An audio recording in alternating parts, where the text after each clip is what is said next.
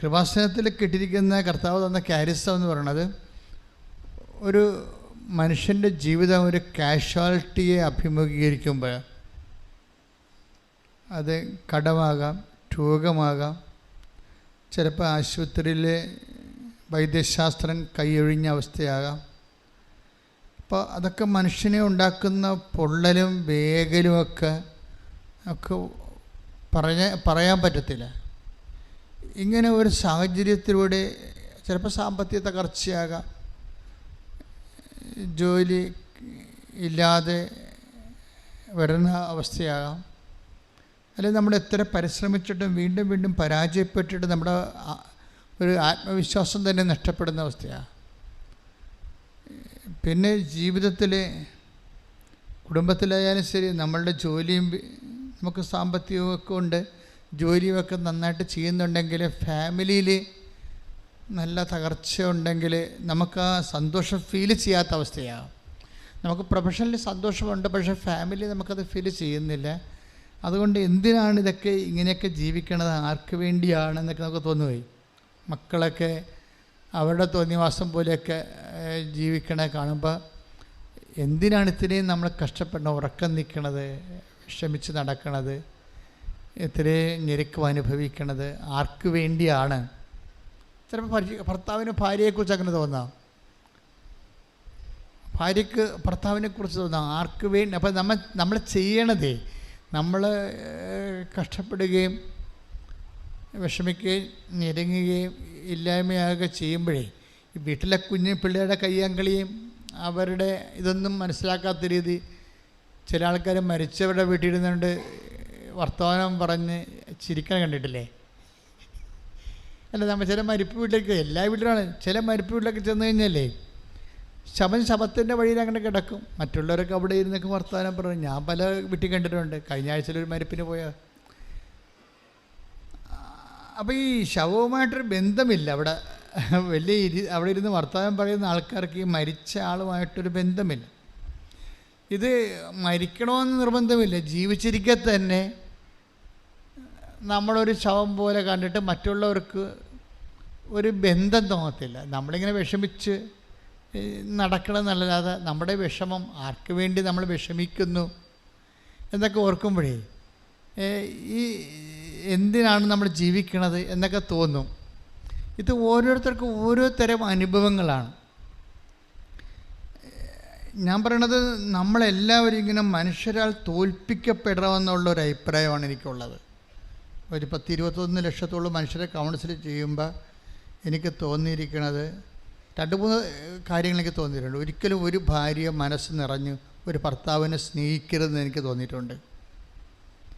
ഒരിക്കലും ഒരു ഭർത്താവ് അയാൾക്ക് പറ്റുന്ന മുഴുവനും സ്നേഹത്താൽ ഒരു വൈഫിനെ സ്നേഹിക്കരുതെന്ന് എനിക്ക് തോന്നിയിട്ടുണ്ട്. അതുപോലെ തന്നെ മക്കളായാലും ശരി, മതിമറന്ന അപ്പന്മാരെ മാതാമാരെ സ്നേഹിക്കരുതെന്ന് എനിക്ക് തോന്നിയിട്ടുണ്ട്. 2 കാരണങ്ങൾ അങ്ങനെ തോന്നാൻ കാരണം.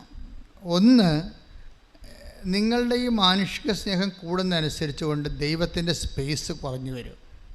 അതാണ് ഒരു കാരണം. ദൈവത്തിന് അവിടെ പ്രത്യേകിച്ച് റോളൊന്നും ഇല്ലാതെ വരും. നിങ്ങൾക്ക് വെൻ യു ആർ കണ്ടൻറ്റഡ്, ആ സ്പേസ് ചുരുങ്ങിപ്പോകുന്നു. രണ്ടാമത്തത്, ഇപ്പോൾ നിങ്ങൾക്ക് പൊരിഞ്ഞ തീവ്രമായ പ്രണയമാണ് ഭാര്യ ഭർത്താക്കന്മാർക്കെങ്കിൽ പിരിയാൻ പാടായിരിക്കും. അവസാന കാലങ്ങളിലേ പിരിയാൻ പാടായിരിക്കും. ഞാനൊരിക്കലൊരു ഒരു ആളും മരിച്ച്, എൻ്റെ ഒരു പഴയ സഹപ്രവർത്തനായിരുന്നു. അപ്പോൾ അദ്ദേഹത്തിന് മരിപ്പിൽ ഞാൻ അപ്പോൾ ഇടവകയിലൂടെ മാറിപ്പോയിട്ട് കുറേ വർഷങ്ങളായി. എന്നാലും ഞാൻ ഇരുന്ന കാലത്ത് ഒത്തിരി സഹായിച്ച ആളാണ്. അപ്പം ഞാൻ വളരെ പെട്ടെന്ന് എല്ലാ വർക്കെല്ലാം കൂട്ടിയിട്ട് ഞാൻ ഇടവക മരിപ്പ് വീട്ടിലോട്ട് ചെന്നപ്പോഴുണ്ട് അവിടെ 2 ശവപ്പെട്ടി കിടക്കണം. 2 ശവപ്പെട്ടിയിലും ആളുണ്ട്. ഞാൻ തന്നെ വല്ലാണ്ടായിപ്പോയി. നോക്കിയപ്പോൾ എന്താ, ഭർത്താവാണ് ആദ്യം മരിച്ചത്. 1 മണിക്കൂർ കഴിഞ്ഞപ്പോൾ ഭാര്യ മരിച്ച്. അവർക്കത് താങ്ങാൻ പറ്റിയില്ല.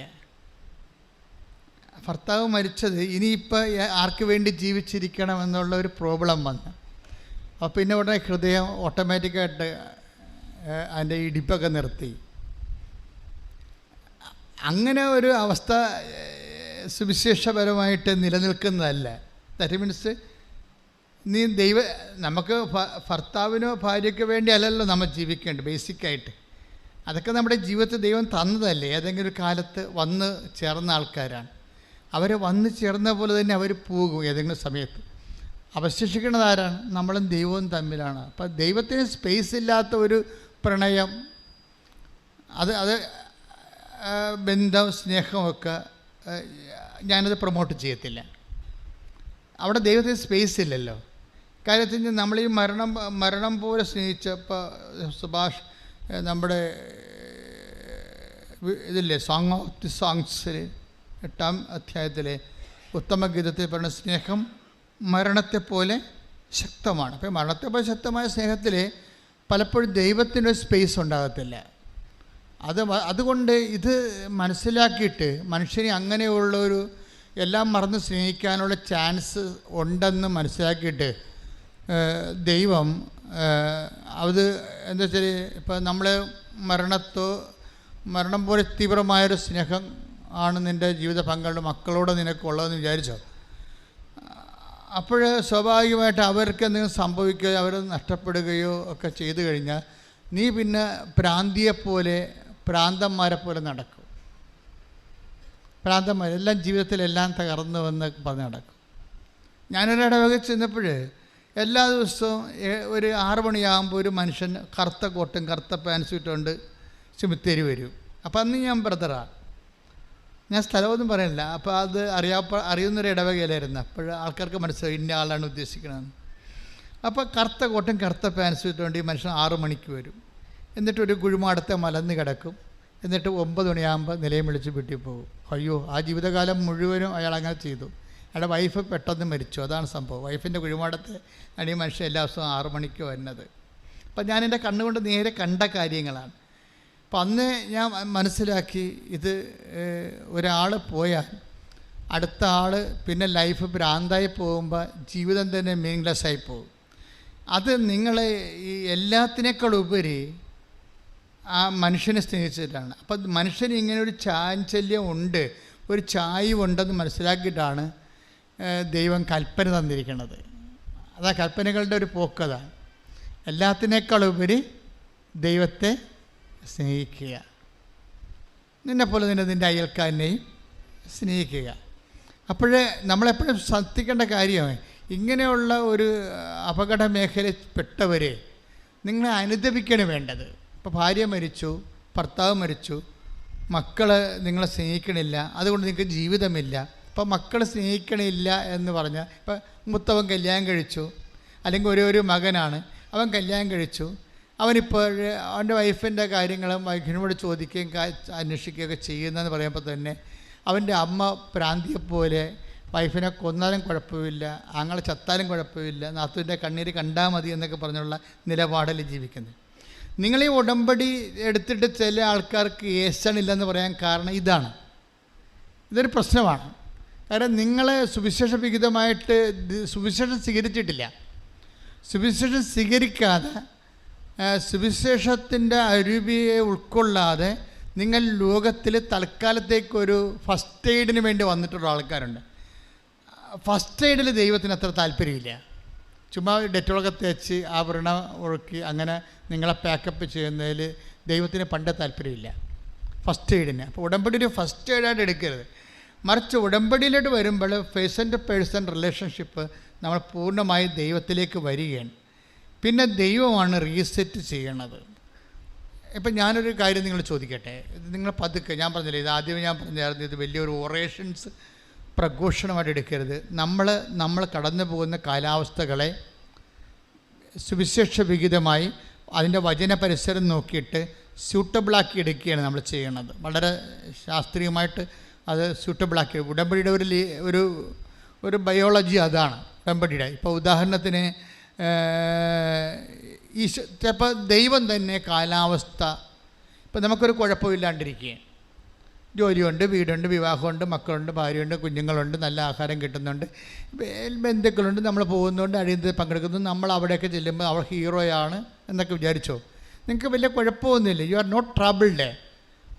അപ്പം നിങ്ങളുടെ ലൈഫ് ഇങ്ങനെ വളരെ കൂളായിട്ട് അങ്ങോട്ട് പോകുമ്പോൾ പിന്നെ ട്രബിൾ ഉണ്ടാക്കുന്നത് ആരാണ്? ഞാൻ ഇന്ന് വരെ കണ്ടിട്ടുള്ള ഏറ്റവും നല്ല ട്രബിൾ മേക്കർ ദൈവമാണ്. നിങ്ങളൊരു അപകട മേഖലയിൽ പോകുന്നത്, അത് എല്ലാം ഓക്കെ ആണെന്ന് വിചാരിച്ചോ. ബന്ധുക്കളുണ്ട്, സ്വന്തമുണ്ട്, ഭാര്യയാണ്, അതുപോലെ തന്നെ ജോലിയുണ്ട്, കുഞ്ഞുങ്ങളൊക്കെ സ്നേഹമുണ്ട്, അവർ നമ്മളെ പറഞ്ഞ് കേൾക്കുന്നുണ്ട്, അവർ പ്രാർത്ഥിക്കുന്നുണ്ട്, നിങ്ങൾക്ക് വരുമാനമുണ്ട്, എല്ലാം ഓക്കെ കൂളായിട്ട് പോവുകയാണ്. പക്ഷേ ദൈവം പറയും നിങ്ങൾക്ക് ഒരു കുറവുണ്ടെന്ന് പറഞ്ഞില്ലേ. അപ്പോൾ ദൈവം എപ്പോഴും ഉള്ള ഒരു കണ്ണുണ്ട് ദൈവത്തിന്, കുറവിലേ ദൈവം കണ്ണ് വെക്കത്തുള്ളൂ. Take the word of God, ഒരു കുറവുണ്ട്. ശ്രുതികണ്ട ഹല്ലേലൂയ. മർക്കോസ് 10:21. യേശു സ്നേഹപൂർവം അവനെ കടാക്ഷിച്ചുകൊണ്ട് ഒരു യുവാവ് വന്ന് ചോദിച്ചതാണല്ലേ. അത് മൊത്തം എടുത്തേ, 10:20 എടുത്തേ. 10:20. അവൻ പറഞ്ഞു, ഗുരു, ചെറുപ്പം മുതൽ ഞാൻ ഇവയെല്ലാം പാലിക്കുന്നുണ്ട്. അവൻ്റെ പ്രശ്നം എന്താ? ഒരു യുവാവ് വന്ന് യേശുവിനോട് ചോദിക്കുകയാണ്, നിത്യജീവൻ പ്രാപിക്കാൻ ഞാൻ എന്ത് ചെയ്യണം? അപ്പോൾ അവൻ പറഞ്ഞു, ഞാൻ ഉടമ്പടി. അപ്പോൾ ഈശോ പറഞ്ഞു, നിയമത്തിൽ എന്താ എഴുതിയിരിക്കുന്നു? അപ്പോൾ അവൻ പറഞ്ഞു, നിൻ്റെ take the word of God. ചെറുപ്പം മുതലേ യേശു വഴിയിലേക്ക് ഇറങ്ങിയപ്പോൾ ഒരുവൻ ഓടി വന്ന് അവന്റെ മുമ്പിൽ മുട്ടുകുത്തി ചോദിച്ചു. മക്കളെ ഇത് പറഞ്ഞേ. യേശു വഴിയിലേക്ക് ഇറങ്ങിയപ്പോൾ ഒരുവൻ ഓടി വന്ന് മുട്ടുകുത്തി അവനോട് ചോദിച്ചു, നല്ലവനായ ഗുരു, നിത്യജീവൻ അവകാശമാക്കാൻ ഞാൻ എന്ത് ചെയ്യണം? യേശു അവനോട് ചോദിച്ചു, എന്തുകൊണ്ടാണ് നീ എന്നെ നല്ലവൻ എന്ന് വിളിക്കുന്നത്? ദൈവം ഒരുവനല്ലാതെ നല്ലവനായി ആരുമില്ല. പ്രമാണങ്ങൾ നിനക്കറിയാമല്ലോ.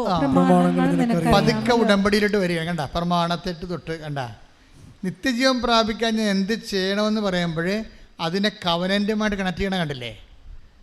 പ്രമാണങ്ങൾ നിനക്കറിയാമല്ലോ. എന്തൊക്കെയാണത്?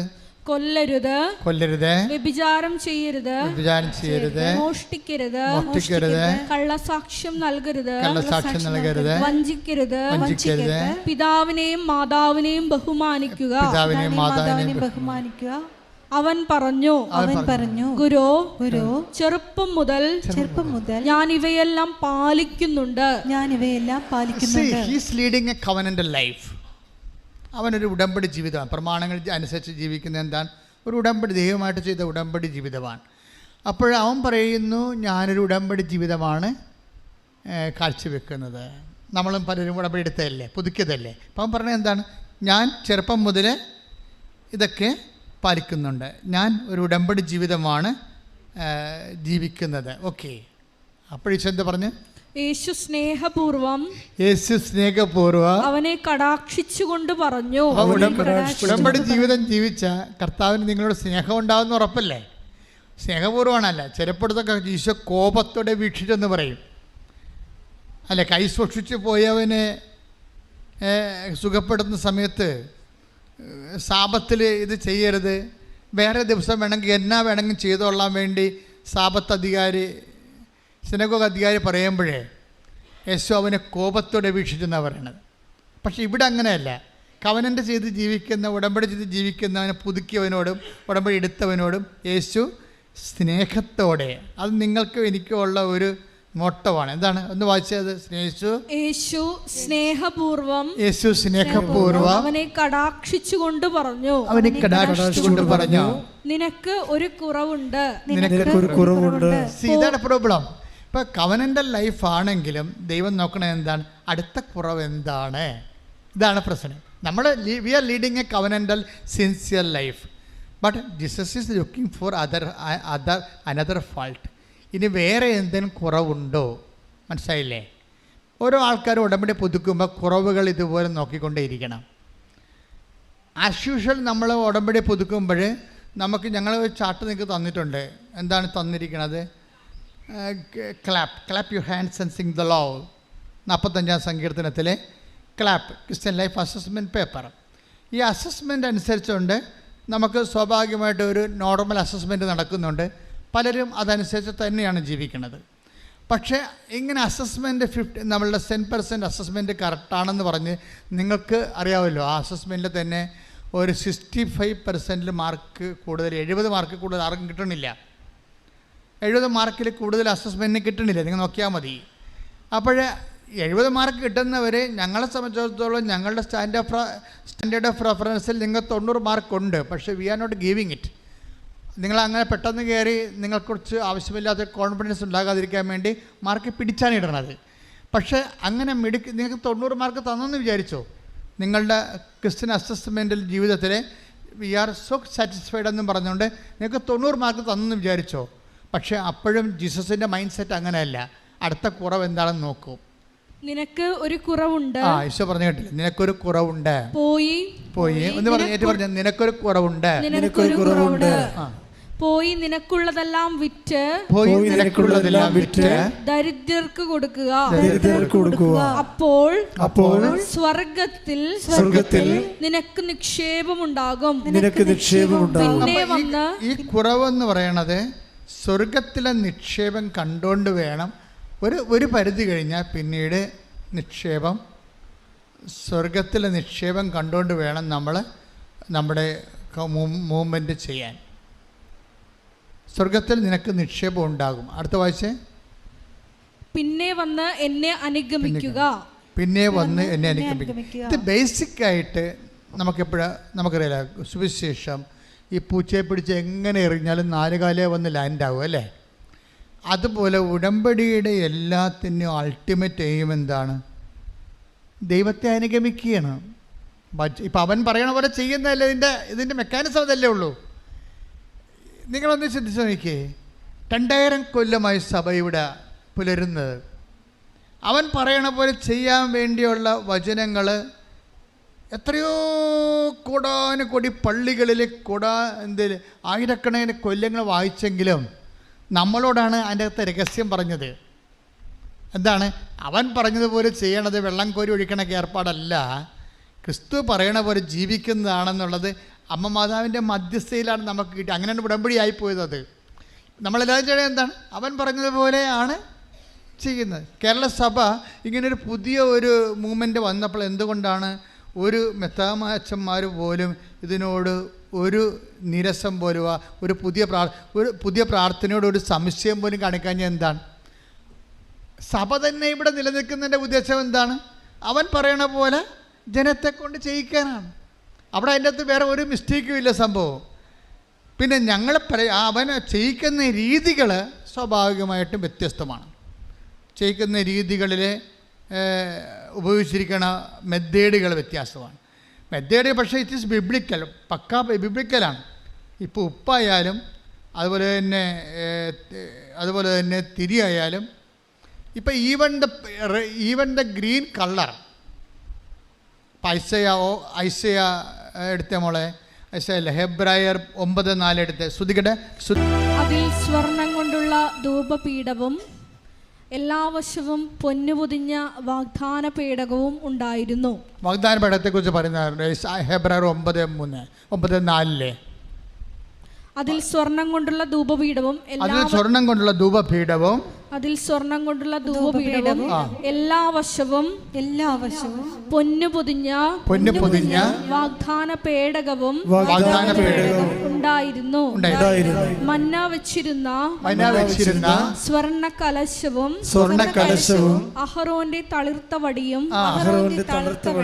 വാഗ്ദാന പേടകത്തിൽ ആദ്യത്തെ വാഗ്ദാന പേടകത്തിൽ എന്താ ഉണ്ടായിരുന്നത്? മന്ന കലശം അല്ലേ? കലശം പാത്രം. എന്ത്? മന്ന വെച്ചിരുന്ന കലശം. മന്ന എന്ന് പറഞ്ഞാൽ എന്താണ്? ഭക്ഷണം മാർഗമില്ലാതെ വന്നൊരു കാലത്ത് കർത്താവ് നിങ്ങൾക്കറിയാത്തപ്പം എനിക്കുണ്ടെന്ന് പറഞ്ഞില്ലേ? അറിയാത്തപ്പം എന്ന് പറയും. അറിയാത്തപ്പം എന്ന് പറയുമ്പോൾ അപ്പത്തിനൊരു സ്വഭാവമുണ്ട്. ഇപ്പോൾ നമ്മൾക്ക് ദൈവം നമുക്ക് തരുമ്പോൾ അത് നമുക്ക് മുൻപരിചയം ഉണ്ടാകണം നിർബന്ധമില്ല. അപ്പം നീ പറയും എങ്ങനെ ജീവിക്കും? എനിക്ക് 2 കുഞ്ഞുങ്ങളുണ്ടല്ലോ, ഞാനാണൊരു ജോലിക്കാരുള്ളത്, എനിക്ക് തൈറോയിഡും ഷുഗറുമാണ്, എനിക്ക് വേലെടുക്കാൻ പറ്റണില്ല, പകുതി ആകുമ്പോൾ കഥക്കുന്ന ഞാൻ ഈ പ്രൈവറ്റ് ഫാമിലി ജോലി എടുത്തിട്ട് അവിടെ അട്ടുത്തുപ്പം കൊണ്ട് ഈ കുഞ്ഞുങ്ങളെ എങ്ങനെ വളർത്തും എന്ന് ചോദിച്ചാൽ ന്യായമായ ചോദ്യമാണത്. അത് നിനക്കറിയുന്ന അപ്പമാണ്. പക്ഷേ ഉടമ്പടി അറിയാത്തപ്പം നിനക്ക് തരും. കർത്താവ് പറഞ്ഞില്ലേ അറിയാത്തപ്പം. ഇപ്പോൾ അപ്പത്തിനെ കുറിച്ച് പറയുന്ന സമയത്ത് അറിയാത്തപ്പത്തെക്കുറിച്ച് എടുത്ത് take the word of God. അറിയാത്തപ്പം, നിങ്ങൾ അറിയാത്ത അപ്പം എനിക്കുണ്ട്. യോഹന്നാൻ 4:32 അവൻ പറഞ്ഞു നിങ്ങൾ അറിയാത്ത ഭക്ഷണം എനിക്കുണ്ട്. സി, എപ്പോഴും എൻ്റെ മക്കൾ മനസ്സിലാക്കണം. ഇപ്പം നിങ്ങളുടെ വേല മുട്ടുകയാണ്, ജോലി മുട്ടുകയാണെന്ന് വിചാരിച്ചോ? അപ്പോൾ അല്ലെങ്കിൽ നിങ്ങൾ ജോലി എടുക്കുന്ന സ്ഥലത്ത് നിന്ന് പറയുകയാണ് ഈ മാസം കൂടിയേ ഈ ജോലിയുള്ളൂ കേട്ടോ, നമുക്ക് ഓർഡറില്ലേ. ഇപ്പോൾ കൈറ്റ് ഓഫീസിൽ നിന്നൊക്കെ ആൾക്കാരെ പറഞ്ഞു വിടരുത്, ഓർഡർ ഇല്ലെന്നും പറഞ്ഞു വിടണത്.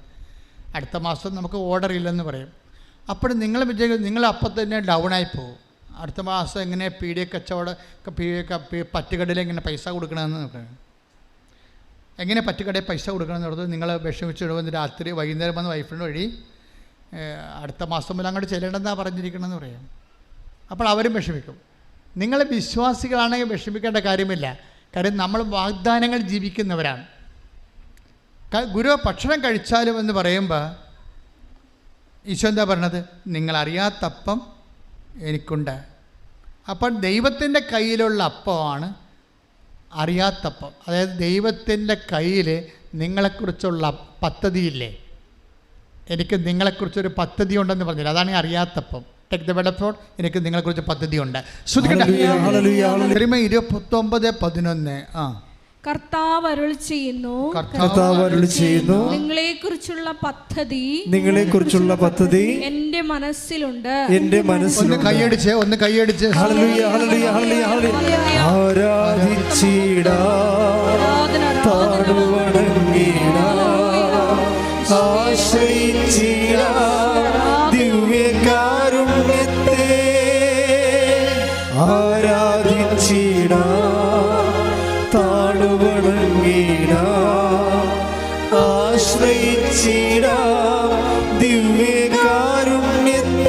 അപ്പോൾ എന്ത് സംഭവം എന്ന് വെച്ചാൽ ഈശോ പറഞ്ഞു നിങ്ങൾക്കറിയാത്തപ്പം എനിക്കുണ്ട് എന്ന് പറഞ്ഞു അല്ലേ? ഈ അറിയാത്തപ്പം തന്നെയായിരുന്നു ആകാശത്തിലെ മന്ന.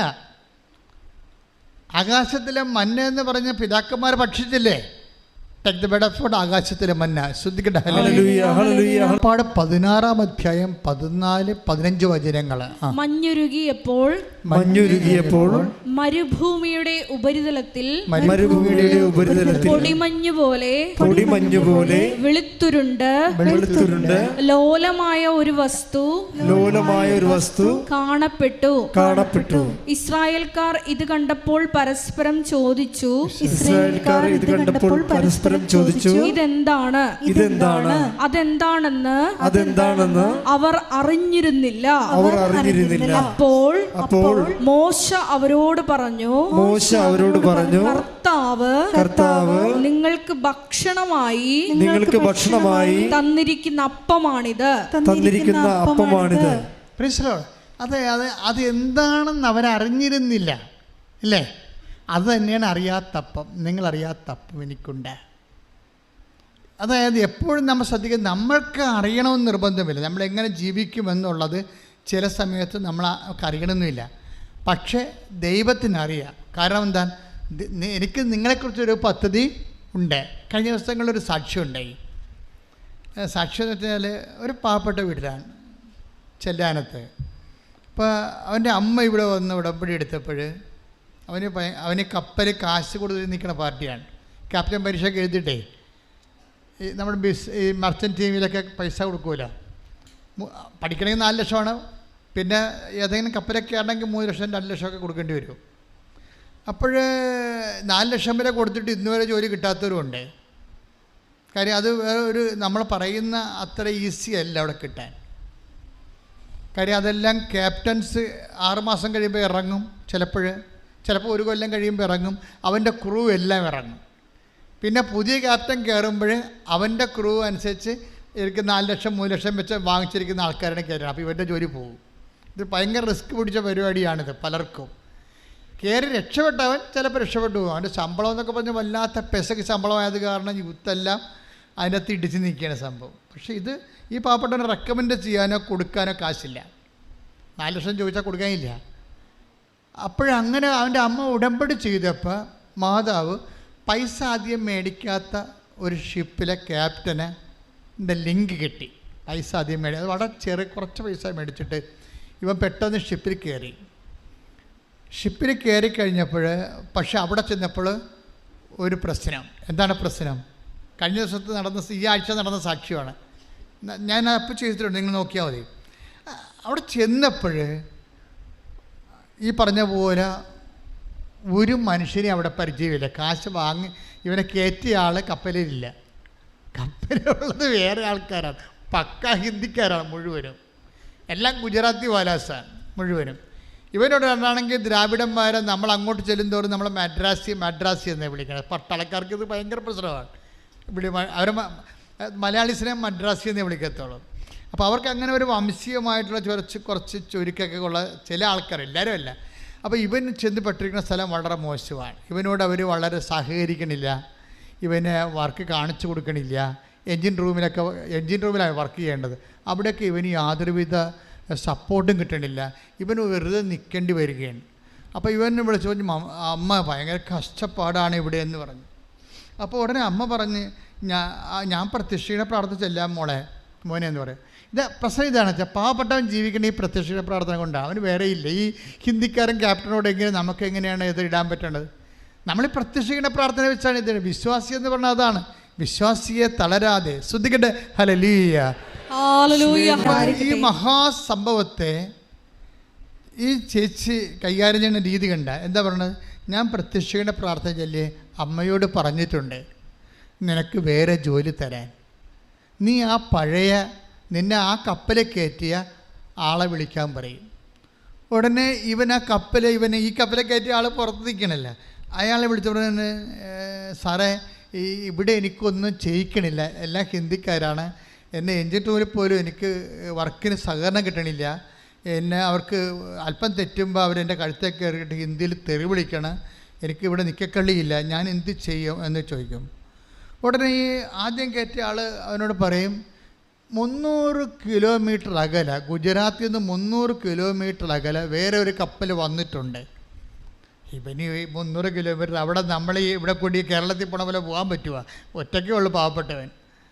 അപ്പോഴും അമ്മയോട് പറയും, അമ്മയെ 300 കിലോമീറ്റർ അകലൊരു കപ്പൽ വന്നിട്ടുണ്ടെന്ന് പറയണം. ഞാനെങ്ങനെ പോകും? ഞാൻ ഒറ്റയ്ക്ക്, എനിക്ക് സ്ഥലവും അറിയാൻ പാടില്ല, ഭാഷ്യം അറിയാൻ പാടില്ലെന്ന് പറയുമ്പോൾ അമ്മ പറയും, നിൻ്റെ കയ്യിൽ കാശ് രൂപയല്ലേ, സഞ്ചാരി മാതാവ്, അമ്മ കൂടെ വരുമെന്ന് പറയും. അപ്പോൾ ഇവന് ഉറപ്പാവും. കാര്യം എന്താണ്? ഇത് അഷ്വറൻസിലുള്ളതാ, കൂടെ വരുമെന്ന്. ഉടമ്പടിയിലുള്ളതല്ലേ. I will come with you wherever you go. ഏത് 300 കിലോമീറ്റർ അല്ലെങ്കിൽ കപ്പലിലായാലും ചന്തലിലായാലും നമുക്ക് തന്നെ അഷ്വറൻസ് എന്താണ്? 33:14 take the bed of God, പുറപ്പാടിൻ്റെ പുസ്തകം. ശ്രദ്ധിക്കട്ടെ, ഹല്ലേലൂയ. കർത്താവ് പറഞ്ഞു, ഞാൻ തന്നെ നിന്നോട് കൂടെ വരികയും നിനക്ക് ആശ്വാസം നൽകുകയും ചെയ്യും. പറഞ്ഞ കർത്താവ് എന്നോട് പറഞ്ഞു, ഞാൻ തന്നെ നിന്റെ കൂടെ വരികയും നിനക്ക് ആശ്വാസം നൽകുകയും ചെയ്യാം. Praise the Lord. ഹല്ലേലൂയ. കൈയടിച്ച് കർത്താവിനെ ഒറ്റക്ക് സഞ്ചാരി മാതാവിനെ കൊണ്ട് പ്രാർത്ഥിച്ച് 300 കിലോമീറ്റർ അകലെ ഉള്ള തുറമുഖത്തേക്ക് പോകും. അവിടെ തുറമുഖം ചെല്ലുമ്പോൾ ഈ ആളെ വിളിച്ച് സെറ്റ് ചെയ്തിട്ട് ഈ 300 കിലോമീറ്റർ അകലെ കിടക്കുന്ന കപ്പലിൻ്റെ അടുത്ത് ചെല്ലുമ്പോൾ അവിടുത്തെ ആൾ ഇറങ്ങി വന്ന് ഇവനെ കൂട്ടിക്കൊണ്ട് കപ്പലിലോട്ട് പോകും. കപ്പലിലോട്ട് പോകുമ്പോഴുണ്ട് അവിടെ എല്ലാവരും ഹിന്ദിക്കാരാണ്, 3 മലയാളികളേ ഉള്ളൂ. പക്ഷേ എല്ലാവർക്കും ഇവനോട് ഭയങ്കര സ്നേഹം. കാലാവസ്ഥ പെട്ടെന്ന് മാറ്റും ദൈവം. നമുക്കറിയാമില്ല, അപരിചിതനായാലും വിദൂരസ്ഥരായാലും സമീപസ്ഥരാക്കുന്നതാണ് ക്രിസ്തുവിൻ്റെ ചൈതന്യം. ടേക്ക് ദ ബെഡ് ഓഫ് വിദൂരസ്ഥ സമീപസ്ഥർ. ശ്രദ്ധിക്കട്ടെ. ഹല്ലേലൂയ. എഫേസ്യോസ് 2:17. എഫേസ്യോസ് 2:17. വിദൂരസ്ഥരായിരുന്ന നിങ്ങളോടും സമീപസ്ഥരായിരുന്ന ഞങ്ങളോടും അവൻ സമാധാനം പ്രസംഗിച്ചു. അതെന്ത് സംഭവിച്ചു കഴിഞ്ഞാൽ, ക്രിസ്തുവിലായിരിക്കുന്നവനെ സംബന്ധിച്ചിടത്തോളം ഈ വിദൂരസ്ഥരെയും സമീപസ്ഥരെയും ഒക്കെ അയൽവാസികളാക്കി മാറ്റുന്നതാണ് ക്രിസ്തു എല്ലാമാണെന്നില്ലേ. അതാണ് പൗലോസ് പറയുന്നത്. കൊളോസ്യസ് 3:11. Take the bed of God. ഹല്ലേലൂയ. കൊളോസ്യസ് 3:11. ഇവിടെ ഗ്രീക്കുകാരനെന്നോ യഹൂദനെന്നോ പരിച്ഛേദിതനെന്നോ അപരിഷ്കൃതനെന്നോ സിദിയനെന്നോ അടിമയെന്നോ സ്വതന്ത്രനെന്നോ വ്യത്യാസമില്ല. പിന്നെയോ ക്രിസ്തു എല്ലാമാണ്, എല്ലാവരിലുമാണ്. ക്രിസ്തു എല്ലാമാണ്, എല്ലാവരിലും. എന്താ ക്രിസ്തു എല്ലാമാണ് എല്ലാവരിലുമാണെന്ന് കൊളോസ്യസ് 3:11 പറയണത്? ദാറ്റ് മീൻസ് ക്രിസ്തു എല്ലാവരിലുമാണ്. അതിൻ്റെ അകത്ത് എന്താണ്? പാഴ്സീസ് ഉണ്ട്, ഗുജറാത്തീസ് ഉണ്ട്, മലയാളീസ് ഉണ്ട്. ക്രിസ്തു എല്ലാവരിലുമാണ്. എല്ലാവരിലും ക്രിസ്തു വന്നു കഴിയുമ്പോൾ എന്നാ സംഭവിക്കും? നമ്മൾ ക്രിസ്തുവിനെ ചിലപ്പോൾ ഒരാളായിരിക്കും വിളിക്കണത്, ഒരാളായിരിക്കും. അപ്പോൾ എന്താ കാര്യം? നമുക്കൊരു ആവശ്യം വന്നു, നിങ്ങൾക്ക് ആവശ്യപ്പെട്ട സമയത്ത് ആവശ്യപ്പെട്ട വിഷയത്തിൻ്റെ മേലെ ക്രിസ്തുവിന് ഇടപെടാൻ കഴിയുന്നതാണ്, ആവശ്യമുള്ളതുപോലെ ഇടപെടാൻ കഴിയുന്നതാണ് ക്രിസ്തു എല്ലാമാണെന്ന് പറയാൻ കാരണം. ഭയങ്കര വാക്കാണ് ക്രിസ്തു എല്ലാം. കൊളോസ്യസ് 3:11. നിങ്ങൾക്ക് ആവശ്യമുള്ളത്, ഓരോരുത്തർക്കും ഓരോ ആവശ്യമല്ലേ, ഓരോരുത്തർക്കും ഓരോ സാഹചര്യവും ആവശ്യപ്പെട്ടത് ആവശ്യപ്പെട്ട സമയത്ത് ആവശ്യമുള്ളതുപോലെ സംലഭ്യമാക്കാൻ കഴിയുന്നതാണ് ക്രിസ്തുവിൻ്റെ ചൈതന്യം. അതെല്ലാവരുമാണ്, എല്ലാമാണ്, എല്ലാവരിലുമാണ്. എന്തൊക്കെയാണ്? അതുകൊണ്ട് അങ്ങനെ ഒരു വിഭാവനയാണ് നമ്മുടെ ജീവിതത്തെക്കുറിച്ച് ക്രിസ്തുവിനെ മുൻനിർത്തിക്കൊണ്ട് ദൈവപിതാവ് ചിന്തിച്ചത്. കൈയടിച്ച് കർത്താവിനെ. അതായത് ഇനി വളരെ ശ്രദ്ധയോടെ സൂക്ഷ്മതയോടെയാണ് വചനം ഗ്രഹിക്കേണ്ടത്. വചനത്തെ നിങ്ങൾ സ്നേഹിച്ചില്ലെങ്കിൽ വചനം നിങ്ങളുടെ അടുക്കിലേക്ക് വരത്തില്ല. നിങ്ങളവർക്ക് ഇത് കഴിയുമ്പോൾ വേറെ എന്തോ സംഭവിക്കുമെന്ന് പറഞ്ഞിരിക്കരുത്. ഇതാണ് സംഭവിക്കേണ്ടത്. ക്രിസ്തുവിനെ നിങ്ങൾ സ്വീകരിക്കുന്നതാണ് സംഭവിക്കേണ്ടത്. ഇപ്പം ഇവൻ്റെ സംഭവം തന്നെ എന്താണ്? അതിൻ്റെ അകത്ത് ഒരു മലയാളിക്ക് ഇവനോട് വല്ലാത്ത സ്നേഹം. അവൻ ദൈവസ്നേഹമുള്ളവനാണ്. അവൻ ഞായറാഴ്ച കൊണ്ടുപോയിട്ട് ക്യാബിനിൽ കൊണ്ടുപോയിട്ട് ഇൻ്റർനെറ്റ് എടുത്തിട്ട് മുട്ടയിൽ നിന്ന് കുർബാന കാണുന്നവനാണ് ഓൺലൈനിൽ. കണ്ട കാര്യങ്ങൾ പോകണ്ടല്ലേ? ആ മലയാളി ഇവനേക്കാൾ ഭക്തനാണ്, കർത്താവുമായിട്ട് ബന്ധമുള്ളവനാണ്. അവൻ ഞായറാഴ്ച ഈ കടലിൽ ഞായറാഴ്ച തിങ്കളാഴ്ച ഒന്നും അറിയത്തില്ലല്ലോ. അപ്പോൾ ഞായറാഴ്ച പോയിട്ട് അവൻ്റെ ക്യാബിനിൽ പോയിട്ട് ഇൻ്റർനെറ്റ് ഓൺ ചെയ്തിട്ട് ഓൺലൈനിൽ മുട്ടയിൽ നിന്ന് കുർബാന കാണുന്നവനാണ്. നോക്കി, അതായത് ക്രിസ്തു ഒരു വ്യക്തികളിൽ ജീവിക്കുമ്പോൾ ദൈവം നിങ്ങളെ കൊണ്ട് എത്തിക്കണ തുറമുഖം കണ്ടില്ലേ? ആ സാധു എന്താ പറഞ്ഞത്? എനിക്ക് 300 കിലോമീറ്റർ ഒറ്റയ്ക്ക് സഞ്ചരിക്കണ്ടേ? അപ്പോൾ അവൻ്റെ പ്രശ്നം അവൻ ഉടനെ സങ്കടപ്പെട്ട് പറയുമ്പോൾ ആ സങ്കടത്തിന് എന്ത് സുന്ദരമായ ഒരു പരിഹാരമാണ് ഉണ്ടായിരിക്കുന്നത്. അവന് ശമ്പളം കൂടി, നല്ല ക്രൂസിനെ കിട്ടി, ദൈവവിശ്വാസമുള്ളവരെ കിട്ടി. എല്ലാം സകല വാഗ്ദാനങ്ങളുമാണ്. എന്തെല്ലാം വാഗ്ദാനങ്ങളും മനുഷ്യന് ദൈവം കൊടുത്തിട്ടുണ്ടോ അതെല്ലാം ഇതിനകത്തുള്ളതാണ്. ഐ വിൽ റീഇൻസ്റ്റേറ്റ് യു എന്നൊക്കെ പറയുന്ന പോലെ. ഇപ്പം നമ്മൾ എവിടെ നിന്നാണ് ഇപ്പം 2 കൊറിന്തോസ് 1:20 take the word of God, സകല വാഗ്ദാനങ്ങൾ. 2 കൊരിന്തോസ് 1:20 2 കൊരിന്തോസ് 1:20 ദൈവത്തിന്റെ സകല വാഗ്ദാനങ്ങളും പറഞ്ഞ് ഇടിമുഴക്കം പോലെ ദൈവത്തിന്റെ സകല വാഗ്ദാനങ്ങളും ക്രിസ്തുവിൽ അതേ എന്ന് തന്നെ. അപ്പൊ ക്രിസ്തുവിൽ നോ ഇല്ലെന്ന് മനസ്സിലായില്ലേ? ക്രിസ്തുവിൽ എന്താണെന്ന്? ക്രിസ്തുവിൽ അതേ ഉള്ളൂ, ക്രിസ്തുവിൽ നോ ഇല്ല. ക്രിസ്തുവിൽ നോ ഇല്ലാത്തത് കൊണ്ടാണ് അമ്മ രക്ഷപ്പെട്ടതെന്ന് ഞാൻ പറയത്തുള്ളൂ. മനസ്സിലായില്ലേ? ഒന്ന് പറഞ്ഞ സകല വാഗ്ദാനങ്ങളും ക്രിസ്തുവിൽ അതേ തന്നെ. അപ്പൊ ക്രിസ്തുവിൽ യേശേ ഉള്ളൂ, നോ ഇല്ല. ഉറപ്പല്ലേ? അതുകൊണ്ട് നോ പറഞ്ഞെങ്കിലും അത് സിറ്റുവേഷൻസിൻ്റെ സീരിയസ്നെസ് അമ്മ മനസ്സിലാക്കി. എനിക്ക് കാനായിലെ കല്യാണത്തിൽ അവർക്ക് വീഞ്ഞില്ലെന്ന് പറഞ്ഞില്ലേ? നോ എന്നാണല്ല പറഞ്ഞത് അമ്മ. അവർക്ക് വീഞ്ഞ് ഇല്ല, നോ അല്ലേ? അവർക്കില്ല. അപ്പോൾ അമ്മയോട് ഈശോ എന്താ പറയണത്? എനിക്ക് നിനക്കും എൻ്റെ സമയം ഇനിയും സമാഗതമായിട്ടില്ലല്ലോ. അപ്പോൾ ഇല്ലാത്തതിൻ്റെ പ്രോബ്ലം ഉണ്ട്. പക്ഷേ അമ്മയ്ക്കത് മനസ്സിലാകും. അമ്മയാണ് ക്രിസ്തുവിനെ ആദ്യം മനസ്സിലാക്കിയത്. ഇപ്പം ഇങ്ങനെ പറയുന്നുണ്ടെങ്കിലും ക്രിസ്തുവിൽ നോ ഇല്ലെന്ന് അമ്മയ്ക്കറിയാം. എന്താ കാര്യം? എത്രയോ വർഷം അമ്മയാണ് ആദ്യം മനസ്സിലാക്കിയത്. സകല വാഗ്ദാനങ്ങളും ക്രിസ്തുവിൽ അതേ എന്ന് തന്നെയാണ്. യേശു മാത്രമേ ഉള്ളൂ, നോ ഇല്ലെന്ന് അമ്മയാണ് ആദ്യം മനസ്സിലാക്കിയത്. അതുകൊണ്ട് അമ്മയുടെ സ്റ്റാൻഡെല്ലാം കണ്ട് നിൽക്കുകയാണ്. നിന്നപ്പോൾ എന്താണ്? യേശു വരാൻ തുടങ്ങി. കാര്യമുണ്ടാ? ക്രിസ്തുവിന് അങ്ങനെ നോ പറയാൻ പറ്റത്തില്ല. നിൻ്റെ ജോലി, വീട്, വിവാഹം, നിൻ്റെ കുഞ്ഞു കാര്യമായാലും ശരി, ക്രിസ്തുവിന് നോ പറയാൻ പറ്റത്തില്ല. കാര്യം സകല വാഗ്ദാനങ്ങളുമാണ്. ഇതൊക്കെ ക്രിസ്തുവിനോട് പറയാൻ പറ്റുമോ? ഇപ്പോൾ ഒരു ദിവസം ഒരു ചേച്ചിയുടെ സാക്ഷ്യം പറഞ്ഞു. അപ്പോൾ അവരുടെ 1 മാസമായിട്ട് ബ്ലീഡിങ്ങാണ്. ഈ ബ്ലീഡിങ്ങൊക്കെ എങ്ങനെയാണ് ക്രിസ്തുവിനോട് പറയുക എന്നുള്ളതാണ് അവർക്ക് അത്ര ക്രിസ്തുവിനെക്കുറിച്ച് അറിയത്തുള്ളൂ. ഇതൊക്കെ എങ്ങനെ പറയും? 1 മാസമായിട്ട് ബ്ലീഡിങ് മാറണില്ല. ഇവർക്കാണെങ്കിൽ ഭയങ്കര ചമ്മൽ. വീട്ടിൽ പറയാനും പ്രശ്നം. വീട്ടിൽ പറഞ്ഞാൽ ആശുപത്രി പറഞ്ഞാൽ പിന്നെ യൂട്രസ് ഓപ്പറേഷൻ പറയും. ഇവർക്ക് ഇതൊക്കെ പേടിയാണ്. അതാണ് പ്രശ്നം. വീട്ടിൽ പറയാത്ത കാര്യം ഇവർക്ക് യൂട്രസ് ഓപ്പറേഷൻ പറയും. യൂട്രസ് ഇറങ്ങി പറഞ്ഞാൽ അവർക്ക് ഫീൽ ചെയ്യുന്നുണ്ട്. അതാണ് ബ്ലീഡിങ് നിൽക്കാത്തത്. പക്ഷേ ഉടമ്പടി എടുത്ത് തൈലം തേച്ച് കഴിഞ്ഞപ്പോഴുണ്ട് ഇങ്ങനെ ഹെയർ ബ്രേക്ക് ഇട്ട പോലെ ഈ ബ്ലീഡിങ് നിൽക്കും. സാക്ഷ്യം യൂട്യൂബിൽ കിടപ്പുണ്ട്, നോക്കിയാൽ മതി. സകല വാഗ്ദാനങ്ങളും നിൻ്റെ രക്തസ്രാവം, നിൽക്കാത്ത രക്തസ്രാവം പോലും ക്രിസ്തുവിൽ അതേ തന്നെയാണ്. കൈയിട്ടിച്ച് ഉടമ്പടി എടുത്തിരിക്കുന്ന ഞങ്ങൾ ഓരോരുത്തരെയും അങ്ങേ വാഗ്ദാനങ്ങളുടെ അവകാശികളാക്കി മാറ്റണമേ. ഇതിന് വരുന്ന വിഷയം എന്ന് മനസ്സിലായില്ലേ? ഇപ്പൊ 2 കൊരിന്തോസ് 1:20 ഏറ്റു പറഞ്ഞ സകല വാഗ്ദാനങ്ങളും ക്രിസ്തുവിൽ അതേ തന്നെയാണ്. എന്ന് വെച്ചാൽ ദൈവ പൈതലെ നിന്നോടും എന്നോടും വചനം എന്താണ് പറയണത്? ക്രിസ്തുവിനോട് എന്തും ചോദിക്കാൻ. കൈയിടിച്ച് കർത്താവ്. നമ്മൾ ഇവിടം വരെ എത്തിയില്ലേ? എങ്ങനെയാണ് ഹിന്ദിക്കാരന് ഈ പയ്യനെ കൊണ്ട് ഹിന്ദി കപ്പലേക്ക് കയറ്റിയത്? സാക്ഷ്യത്തിൽ. അതായത് നിങ്ങൾ അറിയാത്തപ്പം, അവനറിയത്തില്ലല്ലോ.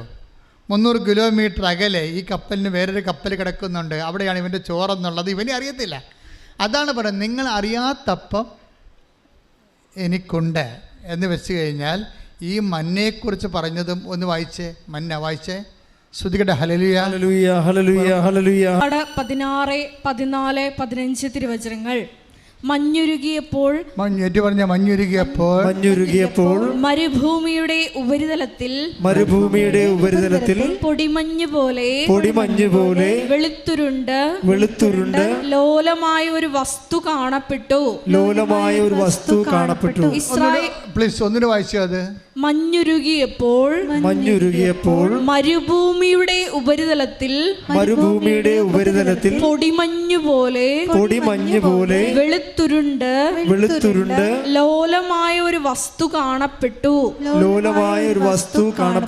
പ്ലീസ് ഇതിന് ഇവർക്ക് മനസ്സിലായില്ലേ? മന്നു എന്ന് പറഞ്ഞ് ഇവർ നടക്കും. എന്താണിത്? എന്താണ് അവർക്ക് അറിയത്തില്ലല്ലോ. അതാണ് അറിയാത്ത അപ്പം എന്ന് പറയുന്നത്. മന്ന എന്ന് പറഞ്ഞാൽ അവിടെ ഭാഷയെ വിളിക്കണം മന്ന. പക്ഷേ എന്താണെന്ന്, ഇതെന്താ, എപ്പോഴാണ് സംഭവിക്കുന്നത്? മഞ്ഞുരുകുമ്പോഴാണ്. രാത്രി ഇരുട്ടും മഞ്ഞും ജീവിതത്തിൻ്റെ അനുഭവങ്ങളാണ്. കുറച്ച് കഴിയുമ്പോൾ കർത്താവ് നിനക്ക് അപ്പം തരുമ്പോൾ നിൻ്റെ ജീവിതത്തിലെ മഞ്ഞുരുകിപ്പോവും. മഞ്ഞുരുകിട്ടത് കാണും. കണ്ണീരിൻ്റെ കാലം അങ്ങോട്ട് ഉരുകി മാറും. കണ്ണീരിൻ്റെ കാലം, ജോലിയില്ലാത്ത കാലം, ആരോഗ്യമില്ലാത്ത എന്തൊക്കെ രോഗിയായിരുന്ന കാലം, ഈ മഞ്ഞ് ഉരുകിപ്പോവും. എല്ലാ മഞ്ഞും ഉരുകാനുള്ളതാണ്. എല്ലാ സങ്കടങ്ങളും കർത്താവിന് ഉരുക്കാനുള്ളതാണ്, ഉരുക്കി കളയാനുള്ളതാണ്. കൈയടിച്ച് കർത്താൻ. ഓരോ വിഷമതകൾ വരുമ്പോഴും നീ പറയണം, ഞാൻ ഉടമ്പടി എടുത്തതാണ്, ഈ മഞ്ഞ് ഉരുകി മാറും. അപ്പോൾ കർത്താവ് എനിക്ക് വേണ്ടി വെച്ചിരിക്കുന്ന മന്ന, എൻ്റെ ആഹാരം ഞാൻ കണ്ടെത്തും. ഒന്ന് പറഞ്ഞേ, ഈ മഞ്ഞുരുകി മാറും. ഈ കർത്താവ് എനിക്ക് വേണ്ടി ഒരുക്കിയിരിക്കുന്ന അപ്പം ഞാൻ കണ്ടെത്തും. ശ്രുതിക്കട്ടെ ഹല്ലേലൂയ. ഉടമ്പടി എടുത്തിട്ടുള്ള എല്ലാവർക്കും ഒരു മഞ്ഞുരുക്കത്തിന് വേണ്ടി കാത്തിരിക്കാം. തീർച്ചയല്ലേ? ഇന്നലെ ഒരു അക്രൈസ്തവ സഹോദരി ഒരു സാക്ഷ്യം പറഞ്ഞു. അവളുടെ കുഞ്ഞിന് പനിയാണ്. പക്ഷേ എന്താ പ്രോബ്ലം വെച്ച് കഴിഞ്ഞാൽ പനി 100, 102, 103 കിടക്കുകയാണ്. പക്ഷെ കൊച്ച് വേർക്കണില്ല, പനിയുണ്ട്. പാരസെറ്റമോളും അതുപോലെ തന്നെ അവർ നേഴ്സായതുകൊണ്ട് മെഡിക്കലായിട്ടാണ് സംസാരിക്കുന്നത്. ഇപ്പോൾ പാരസെറ്റമോളും അതുപോലെ തന്നെ ബ്രൂഫന എന്തൊക്കെ അവർ ഡോക്ടർ പറയണത് ഇത് ഓവർ ഡോസായെന്ന് തോന്നണം എന്ന് പറഞ്ഞു. കാര്യം പനി മാറുന്നില്ലല്ലോ, 17 ദിവസമായില്ലേ. അപ്പോൾ ഇത് കൊടുത്ത് ഓവർ ഡോസായത് കാരണം കരളിന് നീര് കെട്ടി. ഡോക്ടർ അങ്ങനെയാണ് പറയണത്. ചിലപ്പോഴിതിൻ്റെ ഡോസ് ഓവറായത് കാരണം ലിവർ സ്വെല്ലിങ് ആയതായിരിക്കും എന്ന് പറഞ്ഞ്. അതുകൊണ്ട് സ്വെല്ലിങ് ആയിക്കഴിഞ്ഞാൽ നിങ്ങൾക്കറിയാമല്ലോ, ലിവർ നീര് കെട്ടിക്കഴിഞ്ഞാൽ പിന്നെ പനി ഒരിക്കലും മാറത്തില്ല. എന്നിട്ട് ഇങ്ങനെ 17 ദിവസം മറ്റ് സ്കാനിങ് റിപ്പോർട്ടൊക്കെ എല്ലാം ഓക്കെയാണ്. പക്ഷേ ഇത് കറക്റ്റ് വെച്ച് കഴിഞ്ഞാൽ